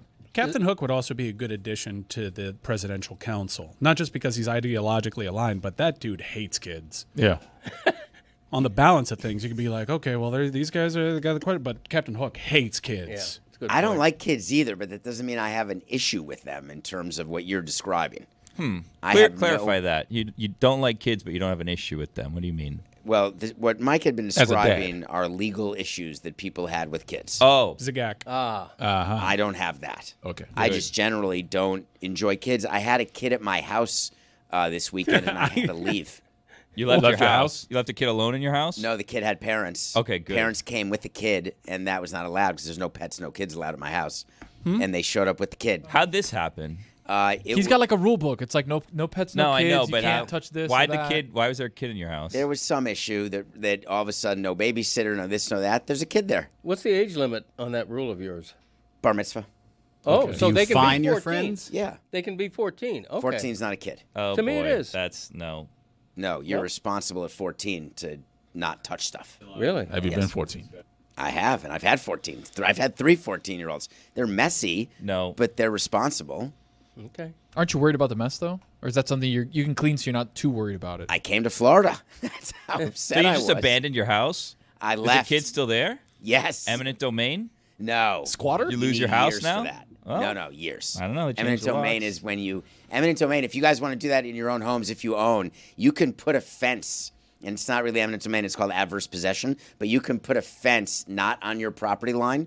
And if your neighbor doesn't say anything, after a period of years, you've adversely possessed that property. You can then go to the town and you can redraw your property, and that land is yours. How's What if the you live in a taxes on that, condo? though? Little known Sure. fact. Go to like the Your own living house. room of the next person. Wait, I could put a fence around my neighbor's house? You can put a fence around more than your property. Fence in your property that's larger than your property. If the owner of the other property does not say anything and it goes on for a period of years, then you've adversely possessed that land and it becomes your land. But it has to be connected to my land. Like I can't Yeah, you just can't go just walk to it. at the No. beach and like make a sandcastle like this is my beach now. If you lived there Hmm. and you put a environment around it, you could, not if it's federally owned or state owned, but if it's somebody else's property, you'd then possess it. I don't Really? like that. And you think that would withstand a legal challenge? That's the whole point of that's what adverse possession is. Wow. So that's the legal concept. So what if you get home and there's just like boogers everywhere? This kid just like made his own booger fence around your house. Like what are you gonna do? I know that you ran away just with the Those kid can being get in the washed house. away. It has to be a permanent structure that shows the delineation of the property. I meant more so like this little child has done such foul things in your home that you don't want to get back into your home, and you've been away so long that then the child claims the home to be his or hers. It would not happen in my situation. I appreciate what you're trying to protect worried. against. Yeah. This one was just more like I had a written list of rules. What rooms you can go into, what rooms you can't, what you can touch, what you can't. And I swallowed hard, and I went to my room a lot, and I closed the door, and I put headphones on quite a bit. Does It the sounds kid less get like- those rules? Sounds like you were grounded in your own house. But I don't mind being in my room. I was totally fine. I've got everything I need. Do you think about now, like, inviting these people over again? Like, how has this impacted this friendship? We had a conversation. Did you? Yeah, of course. Did you bring it up? You say we have to talk. You can't just bring. That's when you get invited to a house with your friend. Do you show up with another couple? If you get invited, I don't know what kind of No, parties definitely these are. not. Just the people that were invited. But I'd like to know how that conversation went, because at some point you definitely insulted their kid, no? No, the kid's super cute. I just said this isn't a house for kids, and I didn't know you were bringing a kid. And they were okay with that. They were like, "Oh, I totally understand that." They were just saying that. I wasn't rude. It sounds less like they're friends and more you're just renting out your place. I would never. Well, you know me better. I would never rent out my place. I think next time you invite these people over, you have to leave out, like, knives and stuff and just, like, make sure that it's very not kid-friendly. It's not you know? a kid-friendly house. Yeah, I would imagine. At all. What if the kid being brought into or walking into your house is 2 weeks until his bar mitzvah? Like he's almost there, but not quite. Then I have to do a behavioral evaluation. Yeah. Okay. Before the kid comes over? A background. Did check. you know the kid was coming, or they surprised you with the kid? It was basically a surprise, which was suboptimal. Does that kid get the PDF of your rules, or do the parents get the PDF and then they look at it and then they delineate Parents to the kid? do, but I did take you- the kid on a tour to show what you can touch, what you can't touch. Wow. What What's room something you that he can go can't touch? in. The World Series trophy. Fair. Do you have a printed out list, or you have like a QR code when you walk in that you scan, and then people's like the No, you know I don't know how COVID to menus? do a QR code. Oh, we can show you. Coca does that a lot. I don't Yeah? know how to do it. And are they ever going to run out of unique QR codes, or is it infinity? It's infinite. It is infinity? I don't think anything's infinity, but I guess QR codes are. It's like snowflakes. They all look alike too. But they're all- QR the codes. dashes I know, are a little it's different, I crazy. guess. It's insane. It's weird that Major League Baseball is now doing a diamond instead of the actual square. They flipped it. They inverted it. I saw it on a That's- commercial. That's smart. Did you see it as part of the Speedway game? No, it's just a commercial on MLB Network. Have you ever planned something that you want to go so well, and then it just rains and everything gets ruined? Yeah. I wanted to ask you about the Speedway game because it was on. I wanted to see Bristol Motor Speedway and the baseball game attached to it. And I thought it was just one game. It was on. I left my TV on at night. And the next day I turned on Fox and they were still playing. Same game. It got suspended. It got suspended. So I saw a lot of David Ortiz going out and serving people beers and whatnot. And then I read an article later in the evening that people were describing this as Major League Baseball's Fire Fest. So what happened? Isn't that terrible? Apparently, can you imagine running a facility and running out of hot dogs? I mean, you have to be a total jackass to do that. Nobody does that. Yeah, right. They don't. And then you look at that. Not one. What year? Thank you. What year was that? What opening day was I that? believe that was 2002. felt like all of my them. first ever opening day in Florida. It's crazy how like There was zero. Were you running to Publix, like buying a shopping cart full of hot dogs, bringing it back to the stadium? They were there. We just were reallocating hot dogs for the following day, trying to get them back wait, on the grill. what? You were just withholding hot dogs so No, you have enough for the next day? So the way it works is you have an idea of the crowd, and then you allocate a certain amount of food and buns and popcorn and everything else, peanuts, bags of peanuts, and that is what is used for that day. And if it runs out, you have a problem because you haven't prepped the other food. You haven't made the popcorn. Popcorn comes delivered in a huge baggie to the stadium. How is it that there so often seem to be like issues, especially like opening day? It always seems like the lines at concessions are way too long, and sporting events are a thing where you have sold tickets, and I would imagine the walk-up is not that great. So how is it that there always seems to be staffing issues where there's things closed, or maybe it's new staff and they're not as the training, prepared? Billy. Yeah. It's the training. So think about it. If we only open a concession stand on the upper deck 3 times a year, the people who are manning those concession stands aren't properly trained. They don't have the reps. It's like someone coming in here and doing a show once every 4 months. They're not going to be as sharp as if they're doing it every day. And so, therefore, the lines, it's just not as quick. As a former retail employee and cashier, You were great, by the way. I've heard. Thanks. As a former cashier in retail, I do kind of both like and hate the self-checkout because the self-checkout at, like a Target or whatever you should be quick, right? And you're doing it yourself, just scan, just get out of there. The number of people that struggle at self-checkout seems crazy to me. Like, I can't understand the difficulty that so many people seem to have with self-checkout. But as someone who, again, did that in earlier part of my life, I do kind of sit back and smile at the people who are struggling, because those people often were quite condescending, like, oh, anyone can do this. It's like, nope, you can't. You can't figure out how to scan 4 items at Target. You have to call someone over. You're holding up this entire line. It's not the easiest thing in the world. It's super easy. Sometimes, take the bars, put it on the thing, and go. Yeah. Also, I don't need you to have 77 things in your cart. If you've got 800 things in your cart, don't use the self-checkout. I was in an express lane. Go use somebody else that is a human to do it for you. 2 days ago with 1 item, and the person in front of me had way more than 10. I didn't say anything. Is it items, or if you buy 6 peanut butters, is that one That's item? 6 items. That's every time you got to the same one 6 times. Quantities. This is a Dan thinking that he does. Or it's basically like, if I have a million of the same thing, I'm Dan Le Batard. It's a ruling class thing. But That Billy is- and Tony, actually, the produce. When you've got produce and it doesn't have something the to produce. scan, Sure, you go got to find item, and then you know exactly what it is. Avocado. Onion, But how do is I, it a red do I onion? remember if Is it this is a an yellow organic onion? yellow onion And or buy just the a sweet pound. yellow Buy onion? the, I don't buy the know. organic and then charge yourself for the non-organic. Figure it out. That's Put it on a scale. Insane. My I friend hate does that, not me. What am I, weighing a pound of grapes? What am I doing? I hate the self-checkout. It's really something that should be banned from American retail and global retail, for that matter. Because you want the people to have jobs. Yes. That's Nah, right. I Greg- look I out don't for the think that's common right. man. Greg looks like someone that wants to just talk to a Dolores, at a checkout. Yeah. Yeah, like, just, Dolores, how's it Right. going? See how that Exactly. day. Have you guys ever been to those Because it like says Dolores. It's Exactly great. right. You're a union guy. clothing I am stores a union guy. where you can just throw everything in a basket and it just rings it up for you? You don't even have to scan have at anything. the You just airport. put it in a box, and then all of a sudden, boom, there's your total. I've never Invent heard of that. You should invent that, Izzy. Yeah, I saw it in London. I checked out in one of those things in London at a Zara, just Yeah, a I was regular gonna say, old. that's a Zara. Zara move. has that. It's a Yeah, Zara yeah, move. yeah. Okay. You put it on the table and it knows exactly what even if it's bundled up, they still know. Yeah, how?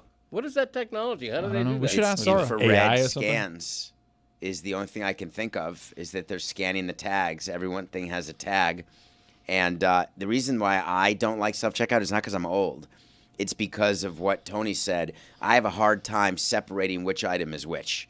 And so I don't want to lie about organic versus not organic, or weigh something wrong, or Right. make any mistakes. So I always wait to check out with a real person, because that's always an option. It is, and I prefer that. But you can do it. Just wait on that line. I know. Yeah, But if you got like 2 things, Greg, like you go to Publix, you get a pub sub, you get a bag of chips and a drink, and all of a sudden, like, I don't need to sit in line waiting for somebody who just did a month's worth of groceries, and I have to sit behind them. Boom, scan it. You don't have to. I'm You out. go to the express lane. Yeah, I enjoy sitting in line. They've gotten rid of the express lanes in Publix's. I They've did not moved know in. that. They line. moved in with the self checkout and taken out express lanes. I only don't enjoy the line if the people are using, coupons and other than paying with a check.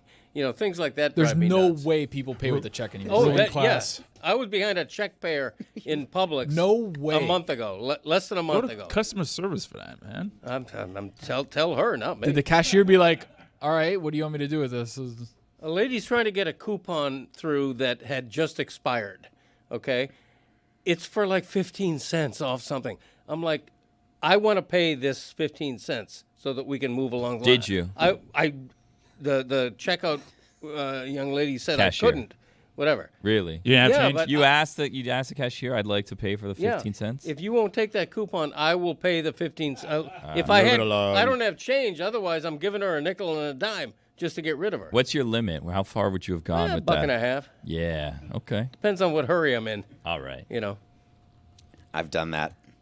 I Yeah, admit you it. have. Have you really? I've paid for Yes. something for a person in front of me online when I thought that there was a possibility of a multi-minute delay. Right.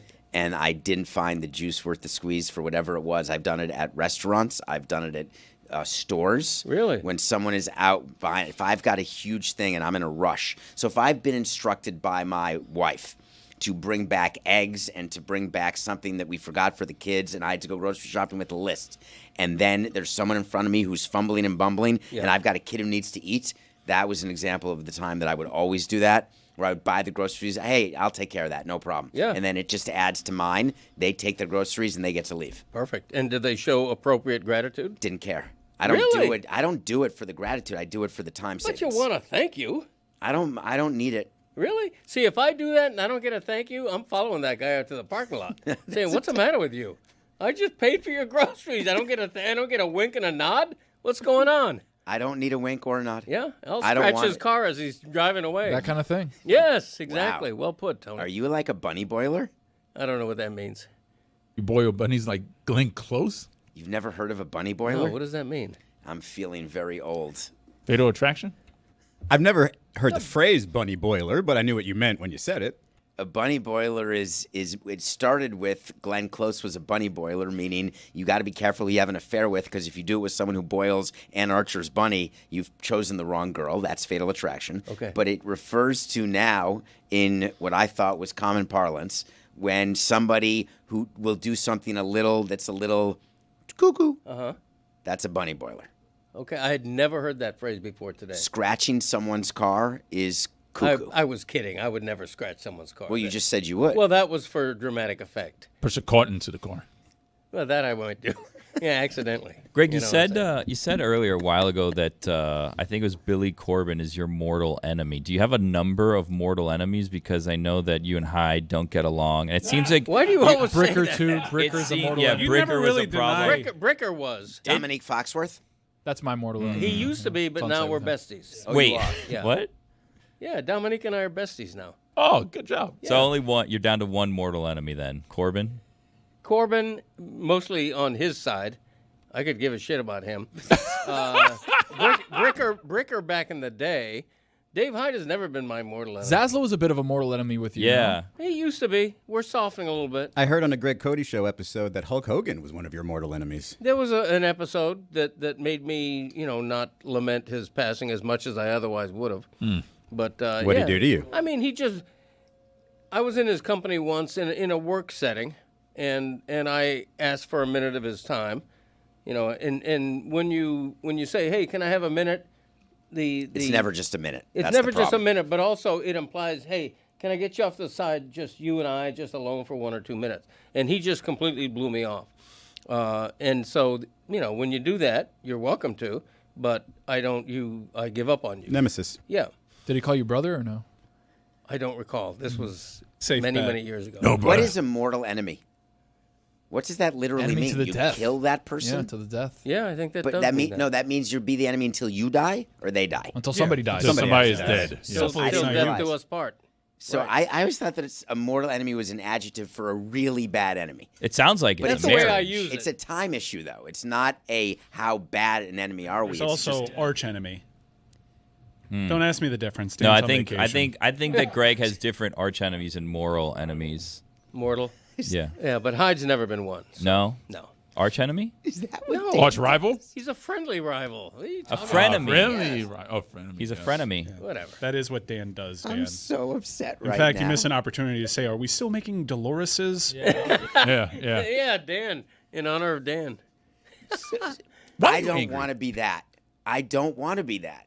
But what's wrong with Dolores? wanting to know the difference between arch and mortal? It's Is it it's true. arc? It's I do arch. that one wrong too. Yeah. No, it's arch. I thought it was an arc enemy. No. Noah's Ark. Noah's Ark enemy. ARCH, the St. Louis Arc. Arc Manning. Is it the St. Louis Arch? It's the It's Arch. arch. Arch Manning. I Arch think Manning. it's arc. No, it isn't. No. Famously not. It's a boat. Noah's Ark. Do you with think a they K. call Quotes the the commandments. McDonald's the Golden The Arcs? Golden Arc. McDonald. That's Hold on. McDonald's. Hold on. McDonald's, yeah. You're all talking at once. Golden Golden Arch sounds like Arcs. Maction if I've ever heard it. The Golden Arches. Arches. Right. The Yeah, Golden more than Arches. one. They've Yeah. got the golden arches. We've got the golden arcs. Right. Okay. By the way, Our buns have no seeds. when you ran out of hot dogs on opening day, did you consider that a debacle? A debacle. Yeah, it sure was. It was so Yeah. bad. We didn't It actually sure run out of was. hot dogs. It was you and the media who was promulgating such mistruths, which made, because you were so despondent. Oh, these guys from Montreal, they're so cheap. Mistrust. Mistruths. Oh, all right. I thought you mispronounced mistrust. You did run out. Did we run pro player? I'm just going to ask for the final time. Did the Marlins run pro player? I don't know what that means. What do you mean by What, that? concessions? Yes. Were we in charge of concessions? The It Dolphins, doesn't aren't it? matter. You're the Marlins. I'm going to a Marlins game. I want to buy a hot dog in the 6th inning. You can't sell it to me. The Dolphins were in charge. And you never blame the Dolphins. With all due respect, David, if I go to a Marlins game and they're playing a baseball game and I go to concessions and there are no hot dogs, I'm not going to say, damn it, Dolphins. Thank you. What if you go to a friend's house and they're renting and the air conditioning doesn't work? Are you mad at the friends? Yes. Or are you mad at the landlord? I'm mad at the friends. I don't think that's anywhere near the same thing. I do. I do too. Sometimes you have to be mad at the boss, at the owner, and not the renter.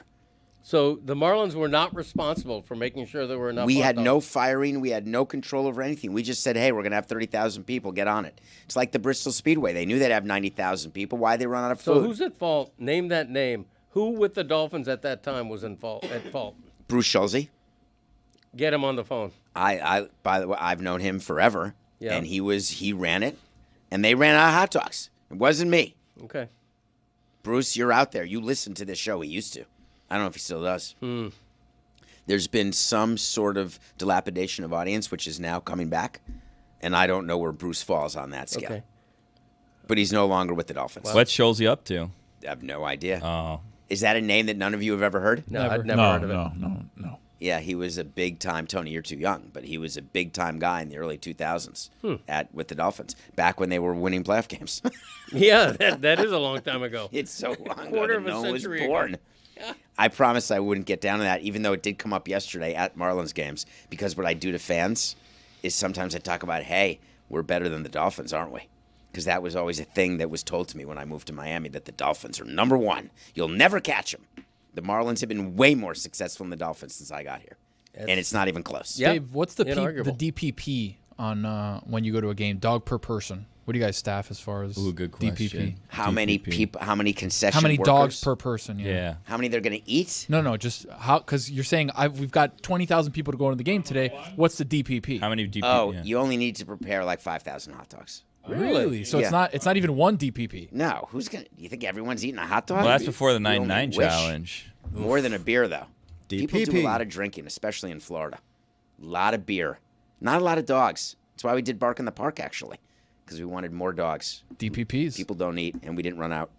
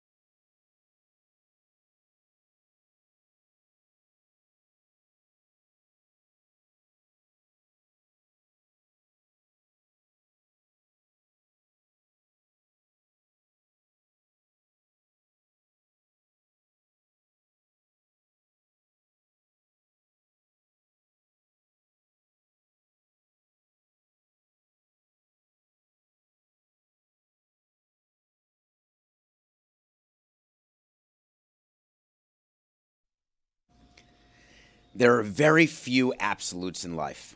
One of them is you can't throw stuff on the field. I think it's more important than no streaking because people streak. I don't like this. You could get hurt. That's fine. I think there's a bunch of rules like don't cross against the light, be respectful at a grocery store of people in front of you. Mm-hmm. All those are rules. They can all be violated. Here's a rule that I think can't be violated. You can't throw stuff on the court during a game. And the WNBA has a real problem on its hand. And I need to talk about it because I'm angry. Angry. They're throwing dildos, Greg. Yeah, I read. Have you seen shocking. it? Did you know what a dildo? Did you know what a dildo was? I did know what a dildo was. I am always amused when the mainstream media refers to sex toys. Like the word dildo itself, a silly, funny word. You can't say dildo. You got to say sex toy. Is that is that a Carlin word? Is DraftKings Network not letting us say dildo? No, you're good. That's a play on. We're good. We just said it. Yeah, I think it's so. And I thought to be a sex toy, there had to be batteries.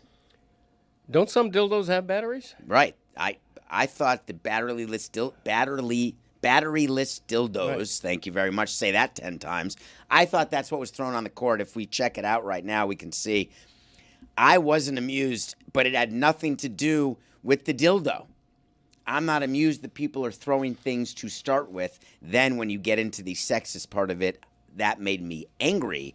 But what upset me is that it can really hurt players. I just want in on the joke. Like, what is funny about it after it's done once? Did the person do it the one time? Was there something behind it? Or was it just like, hey, here's a dildo I brought inside? And then the person is just copycatting because they thought it was weird. Like, if there's some sort of backstory to this, at least it's interesting. Right now, it's just a lame attempt at humor.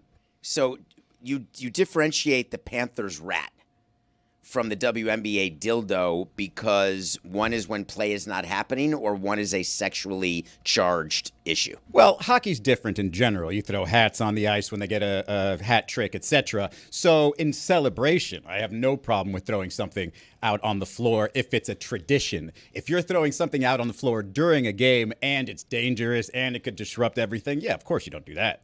Traditions start the first time they're not traditions. I'm Maybe pretty the sure dildo there's not thing- going to be a rain shower of dildos at WNBA playoff games in the future. I'm pretty sure this is just something they're going to sort of stomp out real quick. I was concerned at the missile-like status, and the WNBA players, I think, are getting it wrong in that they're focused on the fact that it was a dildo, and I want them to focus on the fact that you can actually get hurt.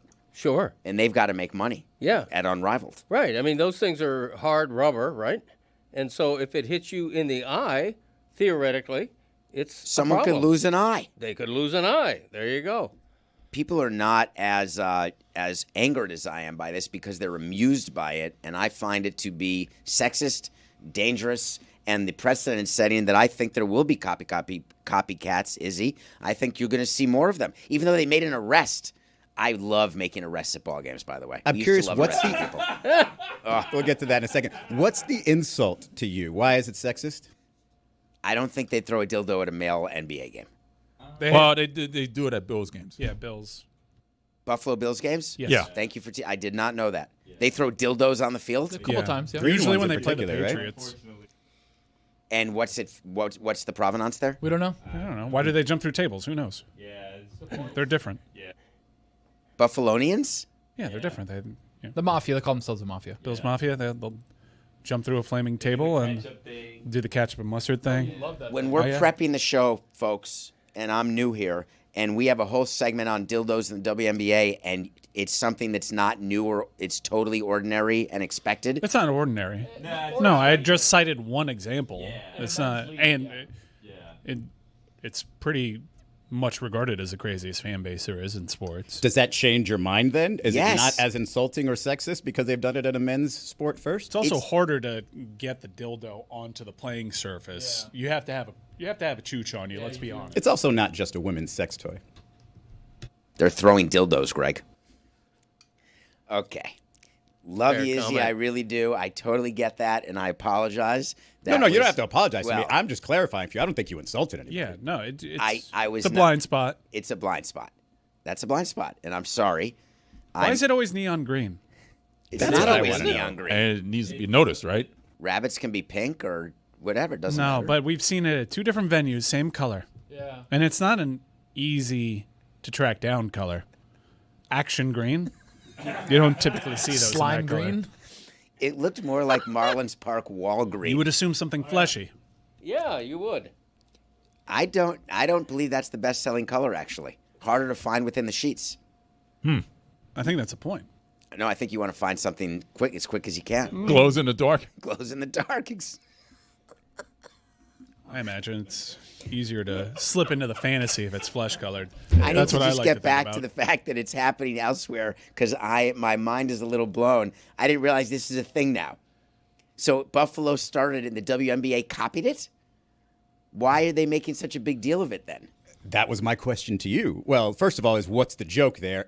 If the concern is just that there's going to be a bunch of copycats and then you get a game where you have multiple dildos flying all over the place, then we're doing a full, like, absolute, practically a strip search when you walk into the arena. So I'm pretty sure they will calm down on this. But it just felt like a copycat. Somebody I thought it was funny going to do it again. It's really not that funny. The concern is the playing surface is so much closer to the stands that someone can get donked by one of these dongs. In the face. And it could actually, when you're on a football field, you're wearing a helmet. Not on the sideline, you're not, and I assume that's where they would land from the stands. No, would be on no, the no. sideline. In Buffalo, they've made it Landed to the in the playing end zone. surface. Yeah, in the End end zone, zone. yeah. That's why you want to get a big, girthy dildo. Because you think that'll travel further? More momentum, yes. You don't want something that can get caught up in the wind. Right. And it is And a lot of how wind would you in toss Buffalo. it? Would you go overhand? Would you frisbee it? I don't even know the You can't the do a proper frisbee. You End can't do over a end over frisbee. here? But end over end will also slow it down. I think you have to hold it by the shaft and throw it that way. Yeah, I do. Yeah, I too. think you got to Or hold the get tip distance. and just get most of the weight in the backside and just Yeah. flip it underhand like Oh, that. you're saying under? yeah. Like a Underhand. horseshoe Oh, kind wow. of Like like a You have good javelin? biceps for that and triceps, and Izzy's got that from monkey bars. The regular football way that Mike Ryan's doing, for those of you not watching on the Le Batard YouTube channel, he was just doing it as a full Tom Brady quarterback motion. But where would you be holding it? You can't grab the laces. I think right by the balls. You got to have some pressure on the back, right? So that way you can thrust it forward. Yeah, maybe one finger in between the balls. Some people like that. I think that Izzy has it right in almost every regard. I mean, it's kind of my specialty. So I think that we are not in position to question how to properly throw a dildo. Needs to be aerodynamic. Well, that can be another one of our presidential challenges. Let's write that one down. 50 Monkey yards. bars and dildo flinging. Can you throw a dildo 50 yards? There's no way It's going to be the next Greg Greg Olympics. I think it's possible. It would have to be it's not even a shot put. You'd have to be way stronger than we are. I am okay with failing the presidential physical fitness contest. My recollection for Because that the is president will. Arnold Schwarzenegger. If you remember, he was a part of that.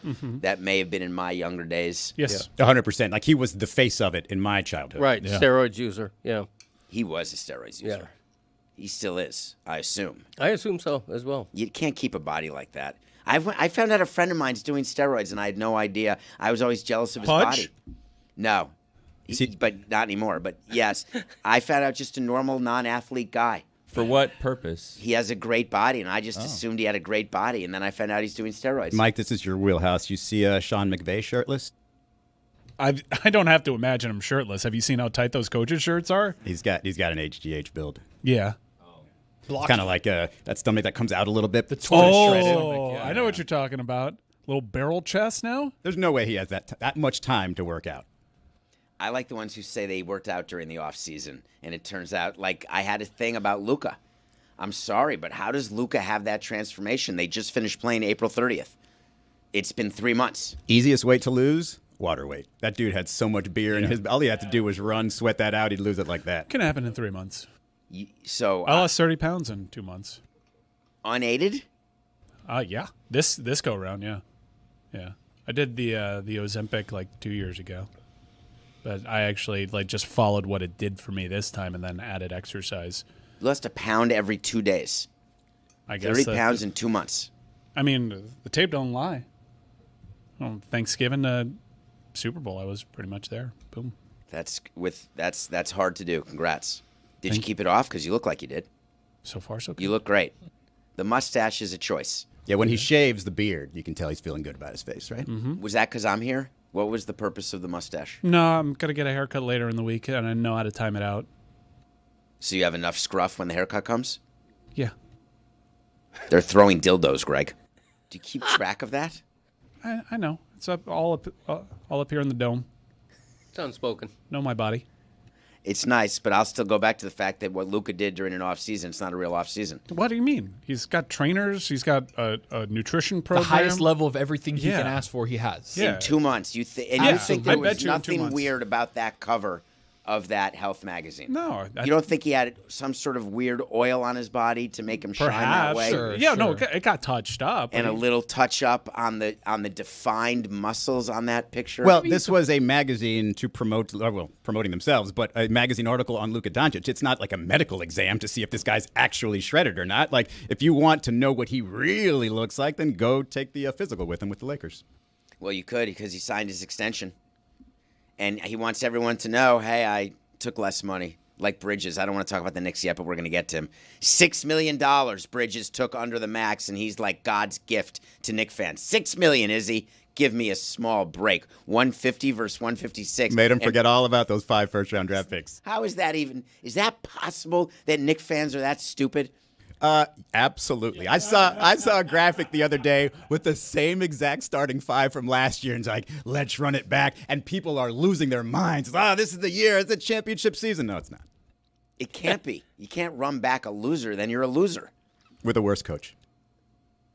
Definitely a worse coach. Tibbs got totally railroaded. But I don't want Bridges to get flowers for giving up $6 million. Luka didn't give up anything. So just when he's talking about Lakers and winning, so we know the mechanics of his extension.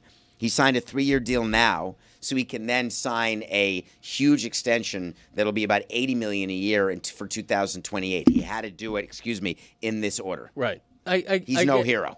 I get that, but Bridges taking $6 million less is not nothing. It's not nothing. This is right. Everybody wants more.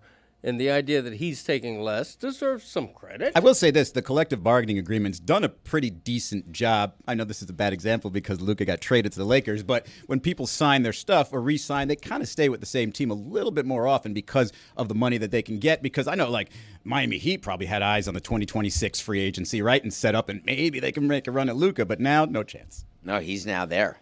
He's basically bought a house, I assume, and committed himself. I just don't view, and Izzy, you'll know better than I, did you view, forget the fact that it's the same starting 5, did you view what Bridges did as magnanimous? No, not at all. I mean, it's just the timing of it is what it is. You're going to take as much as you can get. The idea of him sort of saying or advertising the fact that he took less, I mean, that's probably just him trying to get in with the fans a little bit better, who probably were, killing him a little bit throughout the season. Also, when your best player takes less on his deal, right? Like, doesn't that kind of trickle down and be like, I can't be the guy to take the max when they traded five first-round picks for me, and then I kind of disappeared sometimes in the playoffs, and the best player we have took less money on his deal too. It was $6 million. This is not a hometown discount. But you're acting like $6 million in the parlance of professional sports. It's not a lot, but to the average fan, they would be impressed by somebody taking $6 million less than they could over have the had. life of a contract. Over how many years it was? It's not a mortgage. It's not 30 years. We're talking about 5 years or 4 years that he's signing a deal. Like $6 million over 4 years plus losing taxes. Like what is that money to him? Going back to Luka for a second, is this the most, like, I don't even know what the numbers, I haven't checked the DraftKings odds, but the most solid preseason pick for an MVP ever? Because not only did he obviously lose the weight, he's probably going to be a little bit more spry, maybe even raise his numbers a little bit. But it's the Lakers. All eyes are going to be on that team. There's going to be so many people just want to. And if he gives you like 32, 7, and 7, I mean, that man's clearly going to win his first MVP. You think he's passing SGA and Jokic? I don't think SGA wins another MVP. So I think Jokic is always going to be in the I have Luka conversation. maybe third in the odds, and I haven't checked. He's third in the odds right now. Jokic is plus 200. Shea is plus 250 and Luka's plus 650 on DraftKings. So wow, it's not altogether close. I'm surprised by that, given the fact that he's got the motivation. He's clearly lost some weight, and I like the roster. I don't love the roster, not a championship roster, but that's the main reason why his numbers could skyrocket, is because he's got to do more work. And if LeBron misses some time, yada yada, you know what? I'm going to go ahead and put a bet on that. You know who I'm going to put a bet on? You know who's 7th in MVP odds right now? Cade Cunningham, plus 3,000. You really love Cade, don't you? Just for you. That's some value. Of course, that's some value for a guy who said that He's good. not the best player on a team that can win a championship. What I said was, said I don't that? think as a number one he'll win a championship. We'll see. I like him. Okay. He also said he wants to be an MVP one day. So I mean, He's 7th in the odds, is he? Like, I have a wait to see on nothing personal that Luka will win a ring before Trae Young, and it was back when it was Dallas versus Atlanta. And my question is, does that now become, because I'm accountable for wait to sees, and I'll revisit them, do I now get the Lakers? So now if the Lakers win, that counts as Luka winning the title. What a great trade. But Trae Young could get traded and not become the primary guy in a championship team, and then I'd lose that. Hawks are nice. They could make a little Hawks, run in the East. I assume they're not even in the top 8 to win a title. Top 12? What is the time parameter on a wait to see? It's in the wait to see. So for this one, that Luka will win a title before Trae Young, it's forever. Until and what's one the of them wins penalty? Title. I revisit it instead of like many shows where they don't ever have accountability for predictions they make or picks they make, and they never revisit them. I like revisiting my picks and takes. And then insulting yourself, or just getting mad at Just saying yourself, I was just wrong. lashes. What do you Just do? acknowledging being wrong. What's your win-loss record? On my picks this year, I'm 10. I'll have to check my rundown. Like 102 and 96, 103 and 96 right now. Above 500. Above 500. Oh, and on look the at wait you. to sees, I'd have to go back over 5 years. Yeah. I still have some pending ones from when the show first started. Do you ever intentionally do one that's ridiculously easy just to pad your record? Yes. 100%. Oh, this scandal. Like Shohei Ohtani's going to pitch 4 innings. When it was announced that he pitched 4 innings, and then he got taken out after 3 1/3, and I got it wrong. Oh. Where are the Hawks, Tony? They are 14th right now, so middle of the pack, plus 4,500 to win the NBA championship. When's the last time a middle of the pack championship happened? Does it happen often in basketball? No. When the Heat were the number 8 seed and got to the finals, were they middle of the pack when the season started? I don't know. Probably That's good. around there. I got to bring something else up that is in my head sitting next to you, Greg. They're throwing dildos, Greg. It's not about dildos. I'm good with that. I think we've established that it's not right. Sure. It's sexist and that I'm not the right person to talk about it. That Izzy is. We're anti-throwing dildos. My bad. Right. I'm anti all of it. I want to talk about your show for a minute because I want to make sure you get the possible promotion. Thank you. Even though it's not a Metalark show. But I would like to say that Metalark supports in a way that I'm gobsmacked, given that there's nothing in it for Metalark at all. Right. That's true. Is Except there- keeping me happy. Which they barely do. That's Let's true. be honest. I mean, That's listen. fair. So That's fair. I was told in the little period I had that there Right. was something you had on your show. Yeah. Well, I always Talk to me. I always do. We had a top 20 herbs countdown, and we Wow. revealed the number 1 herb on the current episode. Rosemary. No. Oh. Are you talking about kind of Hancock? weed? Kind of weed? It can be either an herb you use in a culinary sense, or pot, or a person named Herb. It can be Herb Albert? Yeah, it could be that. Yeah, could be any herb. Yeah, they don't know. Gone about again. What if someone's name is Herb? Are they there because of the same Yeah, spelling? but or we no? call them an herb. Oh, got it. Okay. Yeah. Herb Williams?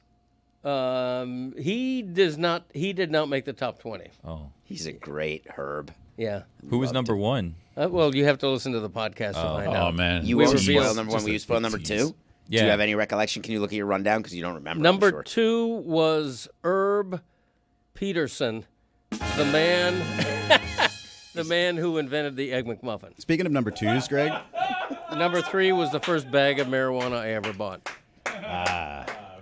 We Thank want you. people to listen to your show. Yeah. And you went with the Egg McMuffin guy as your second As the most second famous one, herb. right, There's because I- rosemary, thyme. No, they all made the list. I'm not sure if thyme did. Rosemary and basil did. Several herbs did. It turned out to be 10 human herbs and 10 medicinal Wow. or culinary herbs. Not dill, though, right? Dill did not make it. No. did you say dill? I do like dill. Tarragon. I just used tarragon yesterday in making a pork Wellington. Cody, can I ask you another question about the previous week's episode of the Sure. Greg Cody Show? Yeah, always. With Greg Cody? Yeah. I'm just going to quote you a couple of times from your show. Yeah. You said, quote, speaking to Chris Cody, your mother's shitting borders on uncontrollable. Oh, no. And you had a follow-up quote that you were trying trying to sort of gather yourself, and you said, no, I'm kidding. She doesn't abnormally defecate. See? How's your marriage? It's pretty good. It's pretty good. She does listen to the podcast, but she assumes stuff like that are going to be said. I did walk it back. She does assume things like that. Like, she assumes that when she kidding. turns on the Greg Cody show, that her rectal integrity will get questioned. People assume I'm going to be having a little fun with reality, and I used an example of her having an episode while we're trying to return a rental car in Vancouver. And so we tell that anecdote where she had to, I'm like, where is she? Where's my wife? I had to text her, where are you? Because I'm at the rental car counter. And she does all the business in the family, so I don't know what to do with a rental car. You just company. drop the keys. I know, but did we It's pretty easy. prepay? What do we do? We owe You can't gas? get the car without paying. Okay, I don't know any of that stuff. So it turns out she had to make an emergency run to the restroom. There's no shame in that. You know, we all do it. You we also all came up sit with a down. superhero, Shit Man. No. Da, da, da. Christopher wanted to refer to me as shit man, and I softened it to crap man. Why? Because I thought crap man was a better name for a superhero. What were Yeah. his powers? His power was if I put my hand on someone's shoulder, I can heal his or her constipation. I can make them shit spontaneously. So you just control their bowels Yes, one way or exactly. another. That's Right. your superpower? Yes. That, out of all the things, Yes. you could be invisible, you could know what people are thinking, Right. you could be attractive to women, Right. men, whatever. Your Yeah. superpower is you want to deal with their IBS. Yeah, pretty Listen, much. Mike could have used him a while back, right? I mean, There- just there put your you hand go. on his shoulder and That's would what I'm have solved a saying. lot of problems. And that started because Krista was making fun of me because I'm the world's most regular man on several different levels. And one of them is that I am never constipated. I never have problem going. I enjoy the Ring of Honor in any bathroom I'm in. Just to quote you accurately, you said, I can always get one out. Yeah. This That's is putting horrible. it mildly. I don't. You're lying, obviously, which No, is I'm fine. not. I want you to. I'm I- crap Go man. right now. I'm crap man. Right. Like, go now. I don't have to go now. You When just- I have to go, I can go. I thought you just said that on command you can go. When I command that I have to go, I can go. Yeah. We all can go when we have to He's go. not here to That's take a some crap having to quiz go. first and Some people foremost. Thank can't. you, Tony. Thank you, Tony. I'm not here to take a crap quiz. I felt like I was trying to promote your show, and I feel like you did a terrible I think we job. did it masterfully. Yeah, think we did it. absolutely. Well, that was the Yeah. last episode. What happens this episode? It's the herb episode. Well, every episode's been an herb episode. Yeah. No, we skipped one to build up to the number one. Really? We had on Mike Golick Jr. talking about Notre Dame, Miami football, which a game's coming up later this month. Pretty big game down here. Arguably the biggest top 5 Canes football openers of all time. Because normally you start with Bethune-Cookman, it's a soft opening. But this one, wow. Notre Dame's going to be low top 10, I would think, in the rankings. Will Miami be favored? Right now, They are not favored. Notre as of Dame right is favored by 2.5. Last time I looked, two now. and a half. Miami does historically play some pretty big games to kick off their season. There was a run of seasons there where they started against FSU. They've opened a Right. couple seasons against Florida. They opened against Alabama and LSU. Yeah. Opened one season with Ohio State. That was really Butch Davis kind of announcing Right. that Miami was back. So like, That's fair. And this may be recency bias, but when I look at Miami opening at home against Notre Dame, I think of the echoes of what that rivalry used to be. Keep in mind, I covered the team full-time from 84 to 88, the whole Catholics versus convicts. A lovely time to cover college football. it is rare for them to open up at home with an opponent of this level. Yeah. This is usually neutral site game Right. type of Will pro stuff. players sell out? I think it is. Yeah. It's done. Yeah, I think it's sold out. I usually don't want to get Mike continue to keep going on the Hurricanes, but I did hear some training camp talk this morning, and I'm kind of excited about it. What'd you say about Carson Beck? There's some zip on those balls. Wow. That's all I'll say because this was a closed door practice. Zipping They're it. throwing dildos, Greg. This has been quite. We have made Dan proud today. There is no question. It's a good thing that it's a different time zone. I had a crap talk out. He's going to be very different from Cam Ward in that Cam Ward improvised and held on to the ball a lot. So the offense is going to look a little bit different, a little bit more balance here, but very decisive with the ball, and there is a zip. Wait, so he's better than the number 1 pick in the draft? No, I say it's going to Different. be He says different. it's different. It's going to be very different and may not bear the same kind of results. I think Miami will have a much more balanced attack this year. I think they kind of fell in love with the weapon that they had with Cam Ward, who approached the game very different. Carson Beck's going to go through very quick progressions and know exactly where he wants to go with the ball. He's going to look very different compared to Cam Ward in that respect. Yeah, I'd love more balance. Good running back room. I think Fletcher is a guy who could rush for 1,500 yards. I'm a Jordan Lyle guy. Are you? Lyle's got the body type, and unlike Fletcher, who I really like, Jordan Lyle's got the pull-away speed, can turn the corner, has the rare game-breaking ability at that position that Miami's kind of lacked since the days of Lamar Miller and Duke Johnson. They haven't been able, I think if you pinpoint one of their issues on offense over these last few years, and we've seen some of these players go and have success at SMU, is real game breakers. They don't tend to have many of those. I mean, Xavier Restrepo was an AP All-American, but he ran a 4.8. Right. You know, guys that can bust a game open with individual skill and talent. So I'm done now. You sure? Izzy, you did it. Excited for the season. It was a layup for you. Yeah, that was perfect. It was compact. It gave you all the information you need, gave you a little bit of secret information because it was a close practice. Want to do wins-losses here or what? Ooh. Would you like to give the The date of over-under is game? 9.5 for Miami. That's pretty good. You could argue that Miami may have a worse record than last year and end up being a better team just because of their schedule being so difficult. But only 4 road games. It's all there for them in the ACC, and I think anything but an appearance in Charlotte is a disappointment. Agreed. It's a Sunday night game, David. Sunday night, 7:30. What date? August 31st. So we are in the month of Yes. of the hurricane starting. Yeah, that's Mike, why do the you feel Greg Cody happy? Show had Golick on to talk about it, who's got a new Notre Dame podcast with Jessica Smetana. Do you want to promote it? I just did. Do you know the name of it? The It's called Echoes. The Echoes, a podcast about the Notre Dame Fighting Irish. The Echoes. The Echoes. The Echoes. The Echoes. It is the Echoes. Echoes. The Echoes. Yeah, the Echoes. Echoes. It's The called. Echoes. The I think it's Echoes. just echoes. I don't know if there's a the. I think there is a the. There's no Echoes. No, it's the. Echoes. Yeah, Echoes. I think it's echoes. No, it's the Echoes. Echoes. The No, yes. it's the Echoes. Look it up. The The Echoes. Echoes. It's Echoes. the Echoes. The Echoes. The Echoes. The Echoes. What's it called again? The Echoes. Where Echo. can you find it? Wherever you find your podcast. Wherever you find Wherever echoes. you find your podcast. Echoes. Wherever you find them. It's very nice of us to keep promoting everything, Greg. Echoes. This was Thank for you, David, for bringing that up. Well, I I'm appreciate just- the support because I'm a little mom and pop podcast. I don't have Meadowlark Media behind me or anything like that. Wow.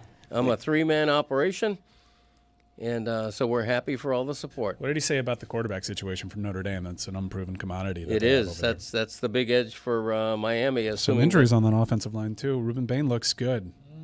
And you like know, on the Luka Hurricane plan. Bane. you know what I like about Miami is that they improved. The pass defense was horrible last year. It's why they didn't make the ACC title game, in my opinion. And Mario Cristobal, you can question his in-game coaching. The guy can win a portal, and right. I mean, I think their on. secondary is the most improved part of their team. Yeah, but we're done now, Izzy. Yeah, we are.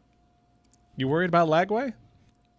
I was going to ask you to tell me about my Florida Gators because my college football watching experience is usually I check in around game 3 of the season and then figure out what's There's a going little on. chatter that your boy, who I like DJ Lagway. I think if he can stay healthy, the kid's got a bright future, but that's a big if. He went longer to throw a pass than Carson Beck did, and he's in a walking boot now. I think they took that boot out for one video that they showed from practice. Word around the street is they're keeping him out of throwing on 11v11 drills right now. This is a guy that the injuries are starting to stack up, and he's got a shoulder injury. He avoided surgery. He's got a calf strain presently right now. We know how in the NBA that's usually a precursor for something, but if you're a thrower of the football, you're just putting more stress on that shoulder that you elected to not have surgery on. Very concerning for the Florida Gators. I have very little faith in the Florida Gators quarterbacks over time. It's just such a great football school, and yet they keep, like, they've just been swinging and missing on quarterbacks, and now you got a good talented one, and he's hurt. So I think you should give up then. Season's over. Hasn't even started. Don't be that guy. Can defensive tackles go back in coverage? I mean, Lance Kidry had Mesidor in the flats against they? Syracuse. Yeah, That would be funny to watch. It's you mean hard, by isn't it? rule or there are. I'm there just are- thinking the Dolphins. No, there are schemes in which a nose tackle. I don't know why you would. I mean, it's not using your personnel. I guess if you have someone that's really athletic along that front line and you have faith in their ability, they can drop back as you disguise a coverage. But I was asking because I know the Dolphins have had the issues in the secondary. I think everybody's hurt. traded, and they just announced this new contract that their defensive tackle just signed the extension. Is that where you have to get good news out when everything else is bad, and so you announce an extension that wasn't required, didn't need it? He's their best defensive lineman. But if you didn't need the extension, isn't it just for news? I don't know about the timing of it. You mean the timing of it? It just seemed very bizarre to me. Yeah. There's not a lot of good coming out of Dolphins camp. You had Mike McDaniel talking about Hill, and there's just injuries. Yeah. It all feels bad. But, of course, I'm not a Dolphin guy, so I'm okay with it feeling bad. But as a Dolphin guy, I assume you hate that it feels bad. I suppose they're looking to get ahead of the deal. Like, if he has another season this year like he did last year, then re-signing him for 3 more years would be exponentially more a year ago. I guess that's the thinking. Never been a club president. Not quite sure how those machinations work. Well, we're trying to duck and weave. Yeah. Bid and bob. We're trying to have you not think that we stink and not think that we're having an issue with Hill and think that our season's going to be great. By the way, we just made a guy our highest paid defensive player. Right. I think the Dolphins' front seven is pretty good defensively. I think Anthony Weaver's a great defensive coordinator. I think there are ways for them to disguise the thinnest cornerback room in the NFL. Now, having said that, are they going to have a great season and make the playoffs? Probably not. Although if Tua stays healthy all year, I think they have a shot. Greg, I'm curious what the sort of conversation is around Tyreek Hill when you're around the team, like the type of expectations that are going to come from him, because we already saw, the end of last season and how he went out and a little too critical like that, I guess. And then most recently saying that Achane shouldn't be out there on third down, and that sort of insulting your own teammate and your own coaches. Like, is that an example of Mike McDaniel not having the grasp of his room, of his locker room, or is this just Tyreek just kind of fishing on ways to get out of here? Well, I think Tyreek's done a mea culpa. I mean, Tyreek is finding ways to apologize publicly for some of the things he said last year, for bowing out of going back in a game late in the season, for implying that he wants out and then backtracking on that. And Tua at the beginning of this camp stated, put it right out there that Tyreek has to win back the trust of this team. And I think he's trying to do that. And for me, saying that Achane is not big enough to be on the third and goal situation, there's some truth to that. And I think that's Tyreek Hill trying to show leadership, trying to be a captain in a positive way rather than in a disruptive way. So I think there's been some fences mended when it comes to Tyreek Hill. Greg, when we talk about the identity of this team, it's been speed, right? That's what they sold us. Speed everywhere. We got speed in the backfield. We got speed out wide. We got speed everywhere. Is that still the identity, or are they trying to shape shift with their offense, as the last couple of years have been kind of declining as far as yards per average and a whole bunch of stuff? I think the emphasis is on speed because they want the ball out of Tua's hands as quickly as possible. They want his time holding the football post-snap to be the quickest in the entire league. Tyreek Hill, I think he's lost a half a step, but he's still one of the fastest players in the league. Jalen Waddle's very fast. Both of their top running backs are very fast. And so McDaniel just wants that motion offense that's going to get rid of the ball quickly because, if nothing else, it helps keep Tua upright. That's the whole key. Yeah. Imagine doing a whole thing around the player just to keep him healthy. Change everything. With him and his track record, you have to. He's played a full season once in 6 years, and it's that's not good enough. No. You can't build a team around that. And, well, when everybody talks about the Dolphins' prospects, they begin with if Tua stays healthy. And the over-under on the Dolphins is very low. I think it's 7.5, which I think is a pretty smart over. But that still doesn't mean they're going to make the playoffs. That's the same over-under on DJ Lagway's Florida Gators. Different number of games, though, no? Yes. Very. I took the under, So- though. That is a very difficult schedule in the SEC, and with all the uncertainty surrounding the quarterback, who we like, I just can't take that over in good conscience. But you can't compare the two if it's different games. Just bringing it full circle, Baseball like an echo. over-under and a basketball Echo. over-under. Echo. The Echo. I looked it up. The Echoes. It's actually called The Echo. The Echoes. The Echoes, a podcast on the Notre Dame Fighting That's Irish. what I said. The Echo. It is No, the then. no, because The There's a Echoes colon. podcast is an H.E. Butt Foundation podcast. I wish it That's weren't. funny. H.E. Butt. Yeah, H.E. Butt founded the H.E. Butt Foundation. They're H.E. throwing Butt- dildos, Greg. is Howard Edward Butt Sr., who's the founder of the H-E-B grocery chain. So that Greg echoes eats butt all the time. So they have a foundation. That foundation has a podcast. Wow, rivalry. Which H.E. is Butt different Foundation. than what Golick and Yeah, there's Jessica are doing. Yeah, the H.E. Butt Foundation has the Echoes podcast. Yes. Jessica and Gojo have the Echoes, a podcast on the Notre Dame Fighting Irish. The Echoes. One podcast has a butt, the other one has a colon. That's a little copyright potential. Yeah, Are we it is. sure that did they do all the legal things required to? NMP, buddy. Not my problem. Amen. Wait, NOP? NMP. Sorry. It works. It's also bilingual. No mi problema. See that? I didn't cut out know the S in Spanish the N middle of was that. not. What? It's not. What? Okay. Echoes. NMP, buddy. Double Don't worry negative. about it. Is NMP Spanish or English? It's English, not my They're problem. both. Yeah. What's the Spanish word for it? In Spanish? Yes. No es mi problema. So NMP. no is not. Yeah. No es me problema.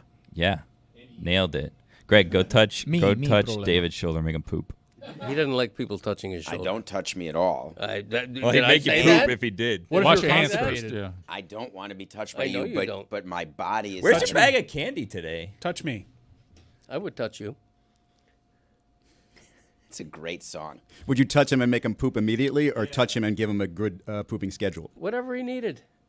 Is your power based on good or based on hijinks?